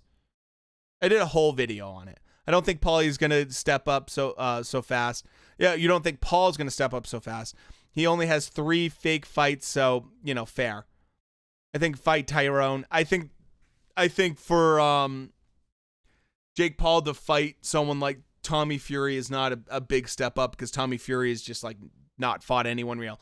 The truth is that most guys don't have real fights in their first 10 fights, even if they're professionals. Tommy Fury's fought bums. They're just using the name to sell tickets in the UK. That's it. But yeah, I mean, I wish Paulie Malignaggi still had his job. I'm pissed. Yeah, you're pissed they canceled Paulie too. He told the truth. Look, I'm not even going to repeat what he said, but let's just put it this way. The fact that he made a statement about people with different backgrounds having different amounts of dominance in boxing is fairly accurate. I'm not saying that it's not the thing that Devin Haney said. If you know Devin Haney and what he said, it's not that level. I mean, Devin Haney got a little bit of flack for saying he won't lose to a white boy when you're talking about Lomachenko. He got some flack for that. Tyrone Woodley is more popular than Tommy Fury, though. Absolutely, but Tyrone Woodley's not a professional boxer. And that's what everyone keeps saying. I see on Twitter nonstop, why doesn't he fight a professional boxer? I want to see Jake Paul fight a professional boxer. He needs to fight a professional boxer next. That's what everyone's saying, because, yeah. Even guys that are professional boxers aren't fighting real professional boxers in their first 5 fights anyways. They're fighting bums. They're fighting taxi drivers. We all know this. But if it gives him some kind of clout, I understand it. I think Tyrone Woodley would be an interesting guy to fight, for sure. So yeah, Paulie made a misstep. It's not the smartest thing to say, I think the big thing with Paulie is that he should have stopped himself and thought, hey, should I say this out loud or should I just keep this to myself? And I don't like that. I don't like that we live in that kind of culture. Jake Paul is not a pro boxer either. He's technically he is pro, but he's not pro. I mean, he's not a real pro. Let's be honest. Talking about fighting KSI, all these other, it's not real. But the big thing is you just need to be smarter about things in what you say if you're going to be on big platforms. Because look what happened when it came to Oscar last weekend, guys. Wilder didn't fight a real boxer in this first 30 fights. Yeah, I mean, exactly.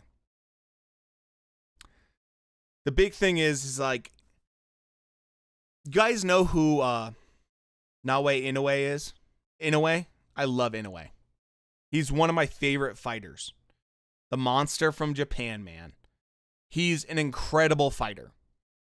And one thing that these Japanese boxers and a lot of Asian boxers do super well is they're very smart about their branding. They don't say anything outside the ring. They're very respectful in and out of the ring. They do everything right.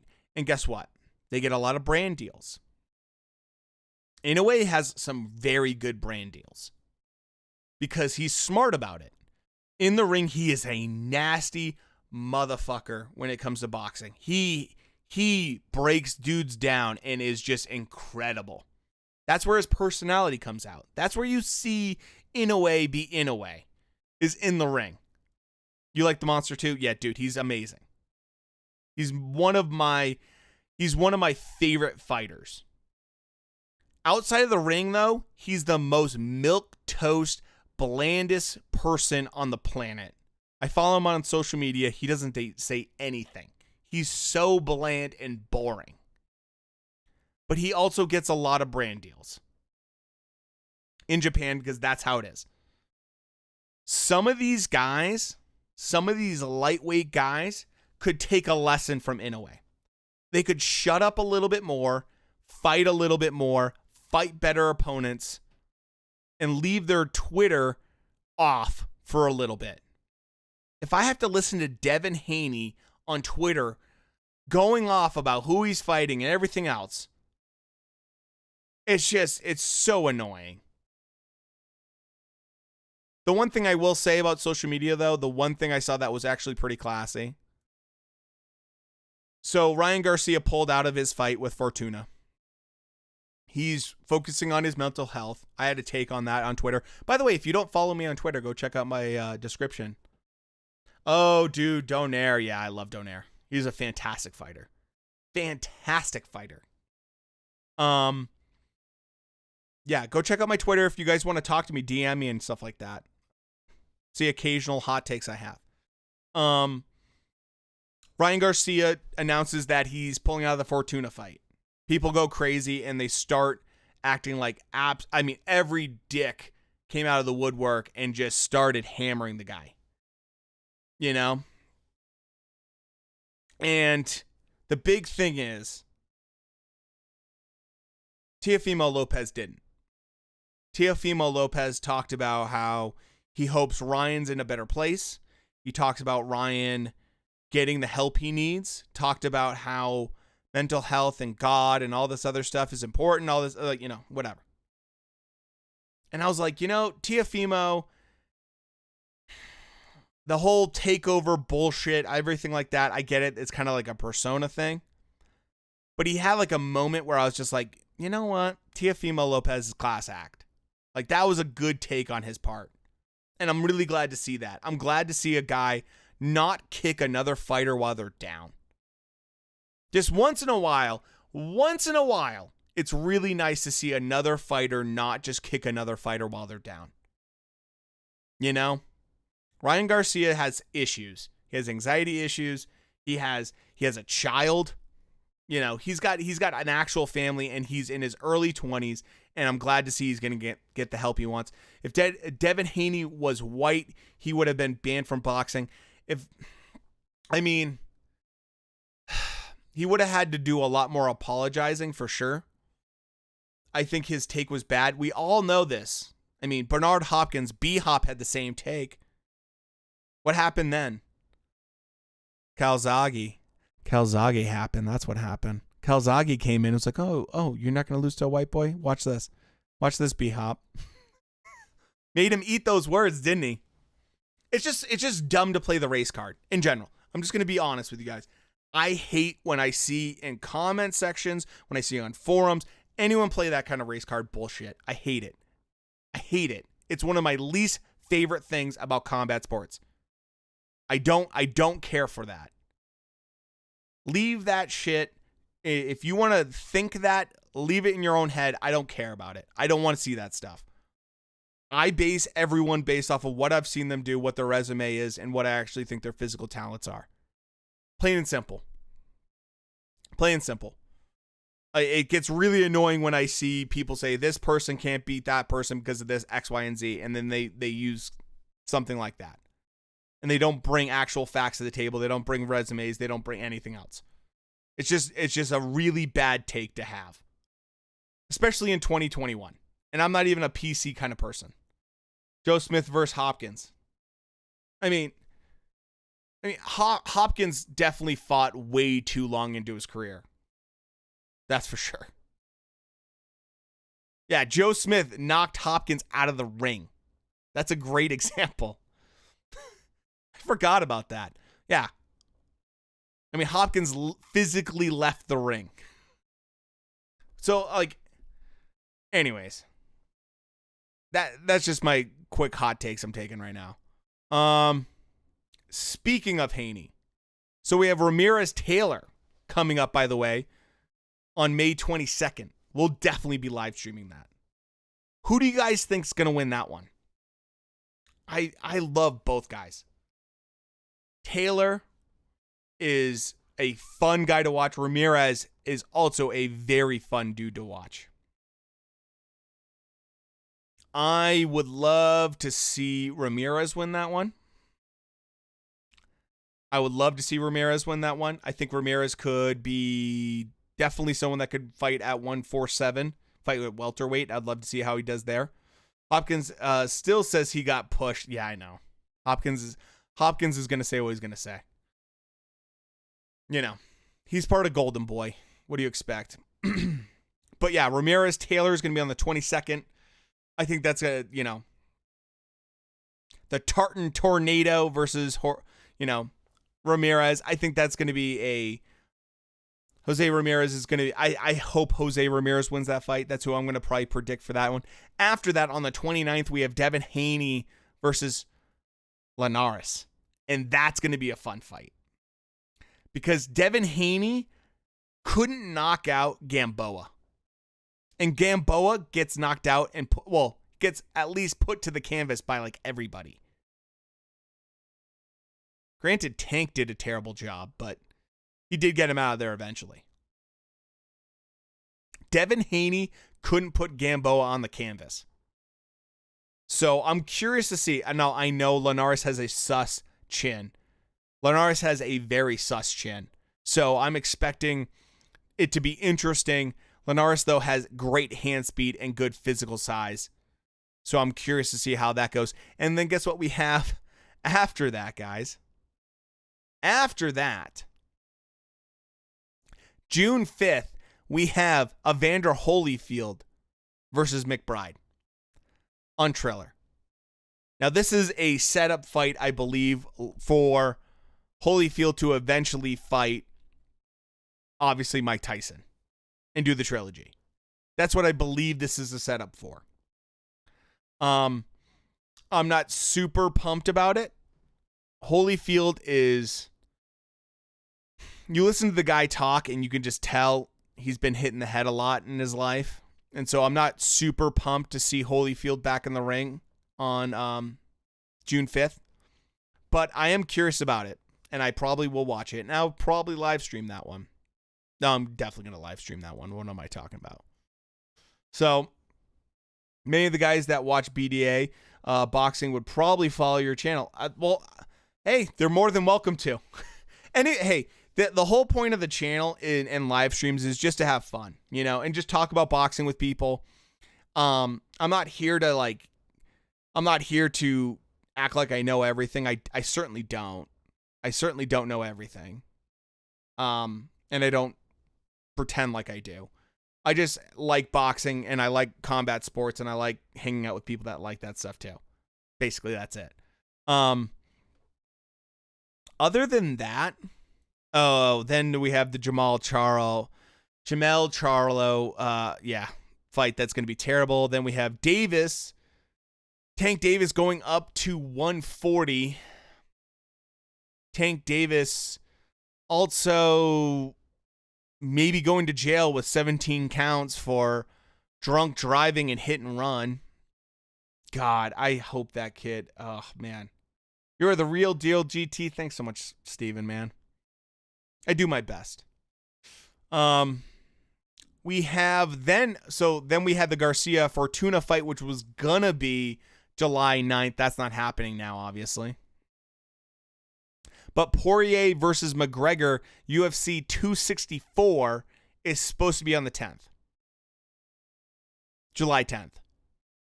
Which if that happens, I'm definitely going to be live streaming that. That's going to be a good fight. Dustin Poirier, God bless that guy, came back, man. Tank ready to step up now. The thing is with Tank, he's doing low-hanging fruit so he can be a 3-weight world champion. That's the deal. That's the deal with Tank Davis. He's stepping up not because it's the right thing for him. He's tiny, dude. He's like 5'5". Tank Davis is not a true 140. He's a 130 fighter if he's smart, but he's not, and he's not great at maintaining his weight. That's the deal with Tank Davis. Sorry, it's true. I like Tank Davis as a fighter. Tank Davis is fantastic. The problem with Tank Davis is that he lives in Vegas, but he keeps going back to Baltimore and fucking up. Stop going to Baltimore, where you grew up, where people obviously are not good to be around you. Do you guys know what happened to Tank Davis with the hit and run thing? Do you guys need that real quick? I can give you. I knew about this. I knew about Tank Davis doing this hit and run like 6 months ago. I did a full video on it, and then I just didn't post it. Yeah, Tank is following Mayweather blueprint, kind of, but Tank doesn't have. I don't know. Tank's just different. He's different than Mayweather. Mayweather had to change his tactics, and Mayweather, I felt like, was a smarter businessman. And the thing about Mayweather compared to Tank, and this is something I am not a Mayweather fan, by the way. I don't love Mayweather. I just don't care for him all that much. But the thing about Mayweather, and this is something you cannot take away from Floyd, you cannot ever say different than this. And I'm sorry, I'd fight anybody on this. Floyd Mayweather is an absolute animal when it comes to being in the gym. He fights and then goes back to the gym. That's what he does. His work ethic is fucking phenomenal. Floyd is so good when it comes to work ethic. That's what makes him special. That's a thing that you can't teach. Either you have it or you don't. Tank is not the same. Tank has good work ethic, not phenomenal Floyd work ethic. Do you guys know about the hit and run thing with Tank? Do you guys ever hear about that? It's kind of low key. I know Floyd and people are trying to keep it low key. It's a big deal. Like, it's a big deal. So Tank is fun to watch, but he shamelessly ducked Lomachenko, and he talks smack about him. So look. The thing with Tank is that he's not a guy that I would trust. He came from a bad part of Baltimore. I get that, dude. I get it. Yes, Floyd has always been a gym rat, and yeah, he doesn't drink. Like Floyd is, like, I don't like Floyd almost at all. I just don't care for him. But Floyd is a gym rat. He is a guy that wins, goes back to the gym, and just is always in the gym. He has these routines that he does with sparring, where, I don't know, have you guys ever heard about this with the Mayweather sparring sessions? He does this with a lot of young guys, and this is how he roots guys out. The sparring sessions there are no definitive rounds. There's no time limit. You go until someone either gets knocked out or quits. That's how Floyd Mayweather does sparring in his gym. You know why? Because you're going to see something real quick.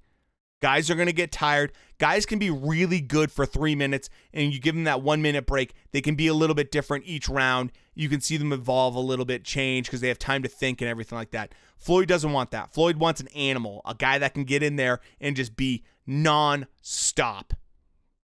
Floyd wants to see a guy that can think on his feet. Because in the middle of a round, you need to go to that next level and step up and go up a gear. That's what great fighters do. Decent fighters will eventually go through the gears at certain points through fights.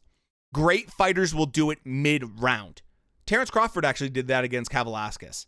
Kavaliauskas was landing straight rights all day, doing really well, and you saw a literal switch go off with Terrence Crawford, where everyone's like, dude, why are you fighting southpaw? There's no reason to fight southpaw right now, Crawford. You need to go back to fighting orthodox. And he didn't want to do that. And I don't know why he didn't, but he just didn't want to do that. And he said, fuck it. This is how I want to win. This is how I want to beat Kavaliauskas, the Mean Machine. This is what I'm going to do. So he stayed southpaw, and you literally saw in like the 5th round where he just kicked it up another notch and just changed. And it's just like, suddenly he went from kind of maybe winning rounds or the rounds being close and Kavaliauskas stealing a few to Crawford clearly going up another notch and showing that there's levels of the game. Floyd puts his gym through hell. Yes, he does. There's a bunch of videos of this, guys. But Floyd is a safety first fighter and cherry picker. He knows how to make money. Remember, the thing is, even if you don't like Floyd, the guy made $1 billion. He's a businessman first. Floyd is a businessman first. Oh, so Tank Davis news. I just heard that Manny signed contract to fight Crawford. Not true. Not true. They were in conversations. It went into late discussions. It didn't happen. Actually, hold on. Let me show you. I'm not going to just tell you that you're wrong. I'm going to make sure that I'm backing this up with facts because that's rude. I'm sorry for that, Hawk. I don't want to be a dick like that.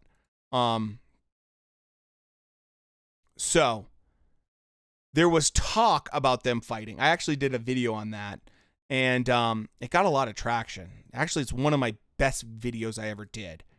Not because of quality, but the algorithm on YouTube just went bonkers for it. There's like 3 guys on Twitter that I follow. Basically, they're the 3 guys that everyone follows, and where all the boxing news comes from. Funny enough. So first of all, I'm going to do this. Let me show you guys this. So there was a lot of talk about Crawford and Manny. There's a big problem there. And I'll give you one guess who it is. The biggest problem with it is Crawford. Crawford wants too much money. He thinks he's worth too much money. So that's why that fight didn't happen. And probably isn't going to happen. It's what I read today on a website. Interesting you said that because I literally saw this. This is 19 hours ago from Michael Benson.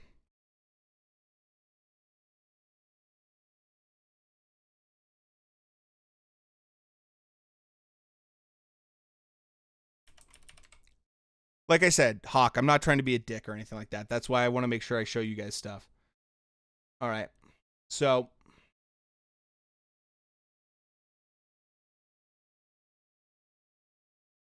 let me show you this. Boom. Here we go.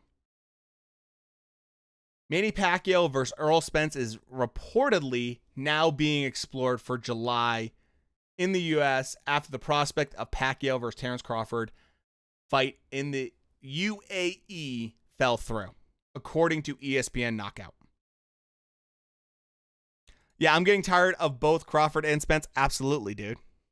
No, I'm right there with you. I like Spence more than I like Crawford.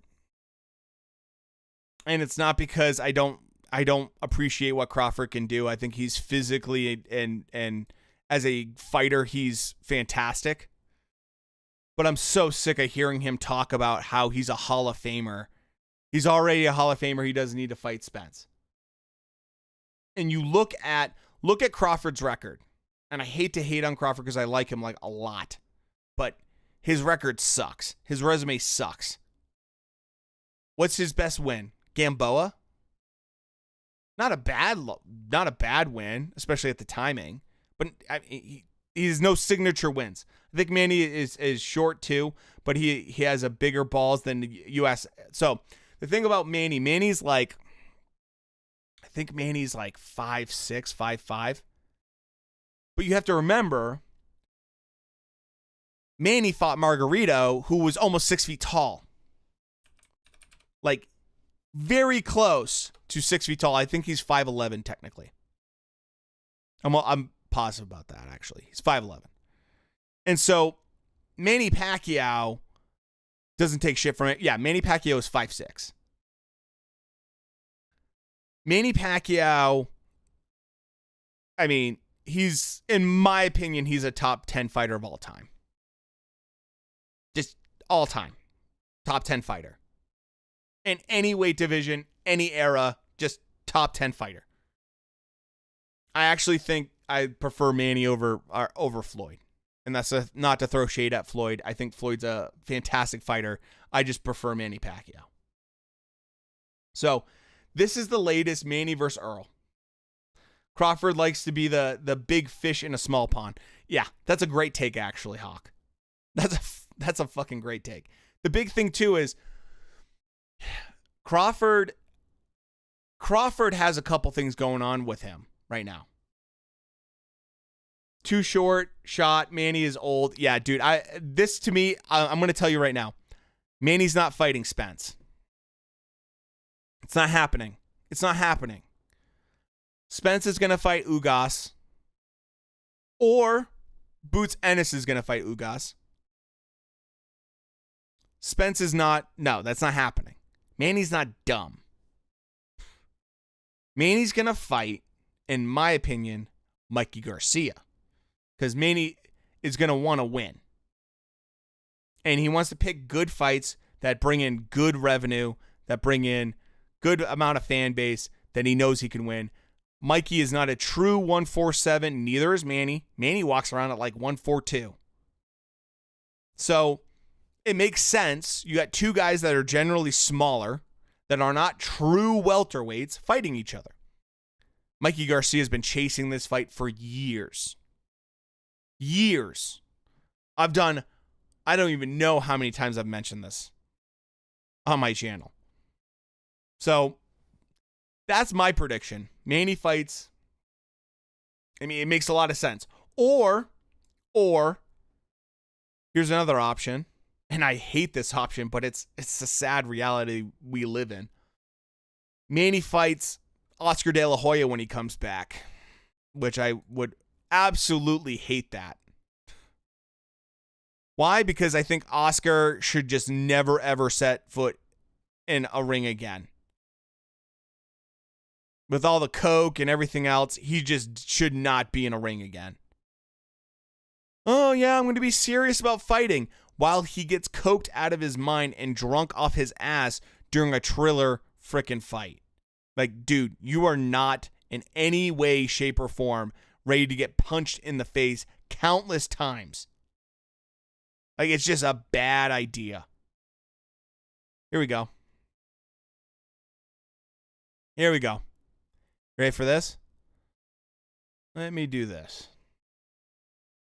Speaking of Mikey Garcia, this is how long Mikey Garcia has been talking about this fight. I've been talking about this since I used to do long form videos. And this is when I did episode 6 on my channel. Look at this. It's from June 2020. This is Mikey's little take. June 2020. This was my 6th episode of doing I used to do 30-minute videos. Mikey Garcia says that he's been working on a Pacquiao fight for years. What do you think about that? Mikey Garcia is wanting huge money for a fight, man. Yeah. It makes the most sense. It's the most competitive fight. And I say that because I love Mikey. He's not the best fighter in the world, but I like Mikey a lot. I thought had really, especially when he was down at lightweight. He's 5'6". Manny Pacquiao's 5'6". Size-wise, it makes sense. Neither one of them are true welterweights. So I like that. I think that's a much more even playing field. Crawford isn't, even though he's not the biggest welterweight, he has crazy reach. He has freakish reach if you look at his reach. So Mikey makes a lot of sense. The other thing is too, Mikey hasn't fought in a long time. A long time. I think his last fight was Jesse Vargas, if I'm not mistaken. If I'm not mistaken, it was Jesse Vargas. So it makes sense because Mikey's been out of the ring for a fair amount of time. He's been out of the, Jesse Vargas was his last fight, and that was in February 29th, 2020. When was the last time Pacquiao fought? Keith Thurman. When was Keith Thurman versus Manny Pacquiao? Oh, if I'm not mistaken, I'm almost certain that it's almost the exact same timeline when that happened. Let's see. July. Oh, actually, I'm wrong. So this was February 29th, 2020. The event took place for Thurman Pacquiao was July 20th, 2019. So I was wrong about that. Oh, I was thinking the Earl Spence fight. My bad. Earl Spence versus Mikey Garcia. That was March 16th, 2019. Manny Pacquiao fought July 20th, 2019. So pretty damn close there. So last big fight for either guy was the same timeline. Jesse Vargas, I don't consider a big fight for Mikey. So both guys have been inactive. And I know right now Pacquiao is training. The thing is, Pacquiao's training right now. I don't see a lot of Mikey Garcia training. I believe I've seen a little bit of him training. But if I have to pick between Mikey and Pacquiao, it gets very interesting for me. Mikey's 33 years old. Pacquiao's 42. Both guys are skilled boxers, but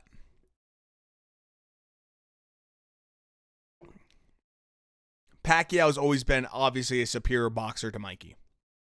Like if you look throughout their actual careers, Pacquiao and Mikey Garcia are not even in the same fucking category. If you consider their entire careers, they're not even close. They're not even close. And I like Mikey. So, I think the big thing for Mikey is he wants a big payday. He wants to retire. And then maybe become a trainer. Nothing wrong with that. Like I've said, boxing's not permanent. So I actually like that fight. I think it's smart. I think it would make the most sense. I think it would make the most dollars. I think if the sad truth is that Crawford doesn't have a fan base or enough recognition for who he is to make a lot of dollars and cents for Manny, because that's a really tough fight for Manny. Super tough fight. And it's not like Crawford's going to bring in like 1 million people to watch that fight. He's just not. Manny's going to be the A side. Crawford doesn't like that. He probably won't like the pay. With Mikey, I think Mikey's okay with being the B side. I think he's actually very okay with being the B side. He doesn't have a problem with that. He just wants to get paid. He wants to get paid like $10 million. And he's like, okay, yeah, I'll be B side. No problem. I'll be B side. If that's what you want, Manny, let's do it.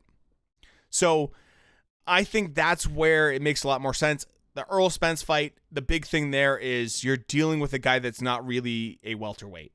Earl Spence might weigh in at 147. He walks around closer to middleweight. He's more like a 160 guy that drops 20 pounds plus to make welterweight. Especially after the car crash, he did really well, like maintaining his physical side. I also think that PBC side of him, of what we saw from Spence is now over. He's not drinking. He's not doing all that kind of bullshit. So I think Spence is just, he's a scary dude, man. Spence is a bad dude at 147. So, yeah, I don't see Manny fighting any of those guys. I think the big thing, if there's going to be a fight that happens at 147 that's interesting for me, it's the winner of Josh Taylor versus Jose Ramirez, and who they call out at 147, because I think Jose Ramirez easily could go to 147 any day of the week. Did you see Spence kissing that gay rapper the other day? I didn't see that. I love Spence, man. He's a really good fighter. He's a, you know. The big thing with Spence is that when is he going to go up? He's going to eventually go up to 154, and I hope he would fight Charlo eventually there. When, I don't know. Charlo is so mean at 154. Not the 160 Charlo, the 154 Charlo, the one that's trying to unify everything with Custino. So, like, that's the facts, in my opinion. The thing that's interesting about 147 and 140 is very suspect. The thing about 140 and 147 that's interesting to me is not this current crop of guys. I don't give a shit about Crawford, Spence, Manny. I love Manny, but I don't care about him. I don't care about Keith. Keith Thurman's like done. Like, Keith Thurman's done. He'll call people out. He'll say shit all the time. Keith Thurman was eating pizza before he got fucking whooped by Manny Pacquiao. He's not a true fighter anymore. He's just done. The people I'm most interested in is Virgil Ortiz. Virgil Ortiz is a bad, bad man at 147. And Boots Ennis is by far the baddest dude. I think Spence still drinking. He might be, but I bet he's calling an Uber now. You know, you crash a $250,000 Ferrari going 100 miles an hour, you probably call an Uber now. So I don't care if he drinks a little bit as long as he calls an Uber. Boots right now, Boots could whoop so many guys at welter. I think Boots, I don't know if he beats Crawford. I don't know if he beats Spence. But I think he makes both those guys have a really rough night and earn every goddamn penny. Keith, once upon a time, Thurman. Exactly. Boots is the most legit fighter at 147 that, I mean, he's 23 years old. I love Virgil Ortiz. I am a big Virgil Ortiz fan, but Virgil doesn't have the defense that Boots does. Boots is slick as, I mean, unbelievably slick. It's unbelievable how good he is, how fast he is, how athletic he is. He just is the complete package in every single way. Now, what makes 147 and 140 interesting is Jose Ramirez. Does he go up to 147? He definitely could fight at 147. Josh Taylor could probably fight at 147 too. But here's the thing. Plot twist. The big plot twist at 140 is not Jose Ramirez or Josh Taylor. It's not them. It's Teofimo Lopez. Because Teofimo Lopez is not meant to stay at 135. He's not meant to stay at lightweight. He's just not meant to be there. If you look at him, when he's not cutting weight, he's definitely walking around at 150. He's a dude that's definitely walking around at, there's no question, he's walking around probably close to 150. He's not meant to be at that weight class. For the size he is, he's gonna go up. His dad talks about how he's killing himself to make lightweight. So how long can he do it? I mean, he's young enough to do it, but how much longer can he do it? I don't think it's in his future to do that. Lopez is ducking that rematch with Loma. Yeah, he is, to a degree. I think for Lopez, there's no reason for him to go back. So Lopez is 5'8", mind you. He's 23 years old. He doesn't want to fight Loma because there's no reason for him to fight Loma. He doesn't have to fight Loma. Do I want him to fight Loma? Yes. Do I want the rematch? Yes. Do I think Loma can beat him? Yes. Do I think Loma was an idiot? An absolute idiot? To go into the ring with a pre-existing condition where he was had a shoulder injury, yeah, that was the dumbest mistake he made. Why he did that, I will not understand. You could say, oh, well, you know, he didn't have to. Yeah, he didn't want to make excuses, pride, all that other bullshit. Why he went into a fight with Teofimo Lopez with a bum shoulder or a shoulder injury, I will never understand. It was the dumbest move he could have made. Because the truth is, you know what?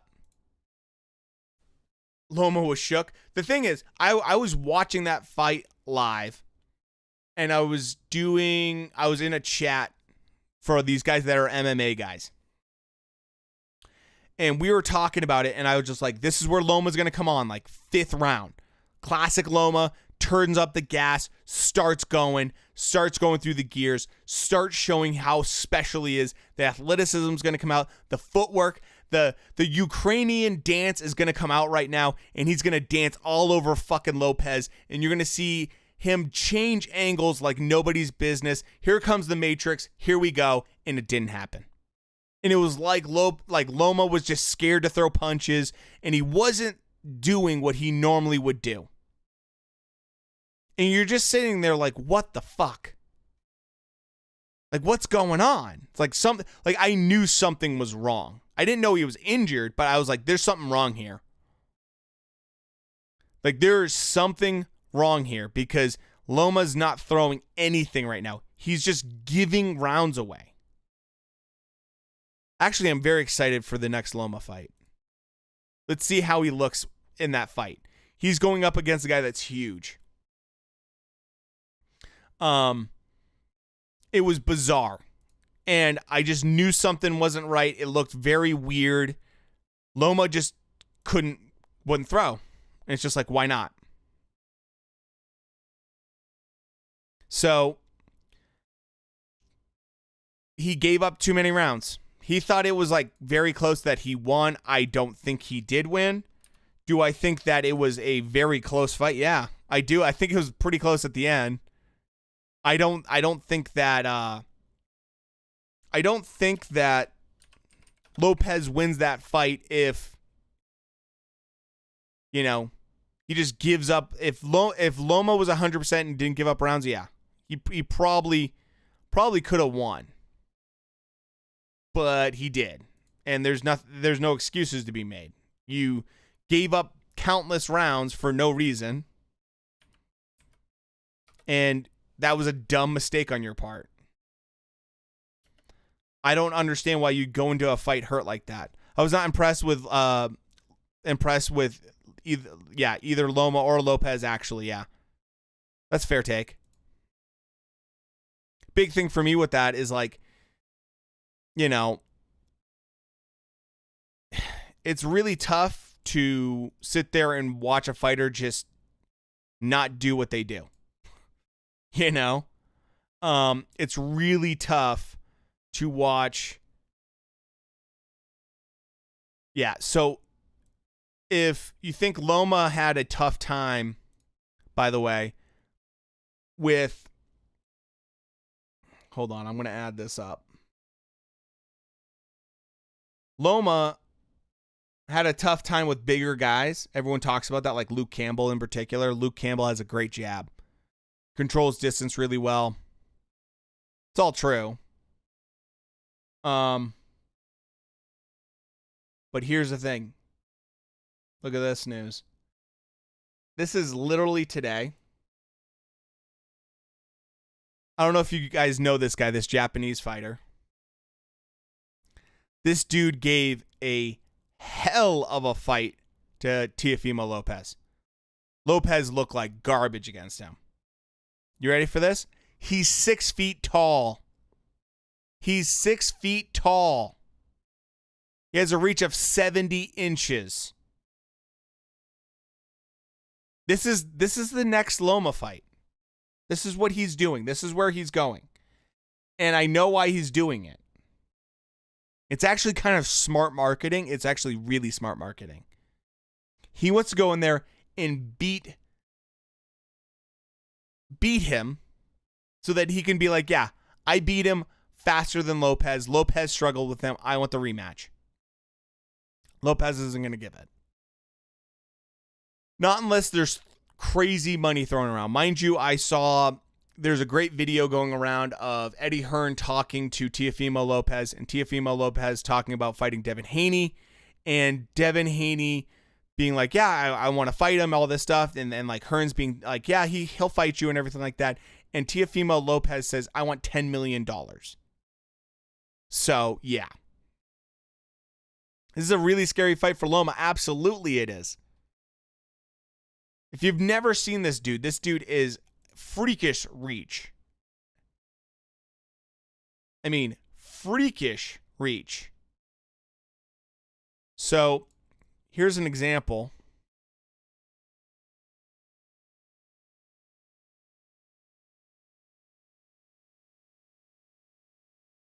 Of how he looked compared to Lopez. If this doesn't make you if you're a Loma fan and this doesn't make you a little bit nervous, nothing will. Look at this. Look how much bigger he looks than Teofimo Lopez in this. How wild is that? I mean, he towers over Lopez. And you can see why Lopez had issues with him. For sure. Definitely had issues with him. So, this is a very scary fight for Loma if you're a Loma fan. Loma, in my opinion, shouldn't be fighting at lightweight. He should go down to 130. I would have Loma go down to 130. I would have him, a freakish reach glove talk April 25th, 2021. Exactly, Steven. Yeah, dude.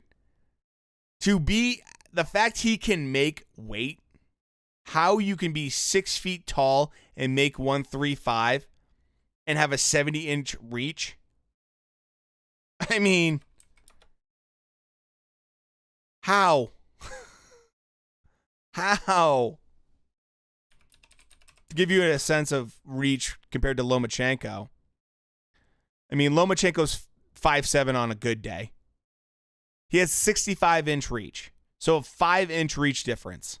70 inches of reach at lightweight is freakish. 6 feet tall at lightweight is fucking freakish. I don't know how he makes weight. Ugh. So Loma should go down to 130. He should fight guys like Shakur Stevenson. Would be a great fight to make it that weight. I think even Leo Santa Cruz would be a great fight to make for Loma at 130. Even though Tank knocked his ass out with that brutal uppercut. I think that'd still be a fun fight to see. Loma at 135. I don't mind it. It's not the best weight for him, though. The big thing I have with Loma, and this is the truth, as a Loma fan, he waited too long to go pro. He waited too long. So he was exposed to the nuclear reactors that got hammered by the earthquake. I mean, I don't know, man. He's freakishly tall. So yeah, Loma waited way too long. That's the deal. He should have turned pro sooner. I don't know why he didn't, but he didn't. So, anywho. So, I'm looking at the time right now. It is midnight here. Thank you guys so much for stopping by and staying with the stream. Hawk, thank you so much. Yeah, he needs a sandwich. That's damn sure. Steven, thank you so much. Cisco, you guys are awesome. Love you guys. We will be live next weekend. I believe we're going to be live in the afternoon. So it's going to be like an afternoon stream, like a 1 o'clock, 2 o'clock kind of stream. Because we got to see Joseph Parker possibly get knocked out by Chisora. So it's going to be an interesting one because neither one of them have a great gas tank. Thank you for being one hell of a fine host. You're very welcome, Steven. I love having you here, buddy. like I said, I am not your best person for UFC. So thank you guys for, hanging out with me and letting me have my terrible takes. But yeah, it's been super fun, guys. Saturdays are my favorite day. I love streaming and talking to you guys for sure. Take care, you too, Hawk. Thanks so much for stopping by. I'm so glad that you got to chit chat with me about boxing and everything like that. Loved your takes, man. Great takes. And yeah, we'll be doing this next weekend for, like I said, the Joseph Parker fight versus Chisora. That should be kind of interesting. I will be doing a video this week for you guys on the boxing meme stuff. If you guys like that stuff, I will definitely be doing a boxing meme review because I think that's a fun idea. Also, if you want, and this is totally up to you, self-deprecating crap, you're doing great. Thank you, Steven. Check out my Twitter down below, Hawk, if you have a Twitter, Cisco, whoever. If you want to check out my Twitter, go ahead and do that. You can always contact me there. I will be doing a live stream probably at least once or twice a week in my gaming channel. So if you want to talk about boxing while I blow up guys' heads with shotguns during my stream and stuff like that, you're more than welcome. And on top of all of that, oh, you don't have Twitter? That's fine. That's fine. I'm always going to be here, so you can always, either hit me up in my chat. I have my email if you want to check that out too, in my about section, so you can always hit me up there if you want to chat about fighting or whatever. More than happy to do that. And yeah, I'll be making a Chisora versus Parker prediction video for sure. I might do a news video this week, and I'm going to be trying to do the boxing meme review if I can as well this week. So I'll try to give you guys some more content this week. Thank you guys for stopping by. Love having you guys here. Thank you. Super fun as always. And with that said, I will talk to you guys later. Have a great night, and thanks for stopping by again.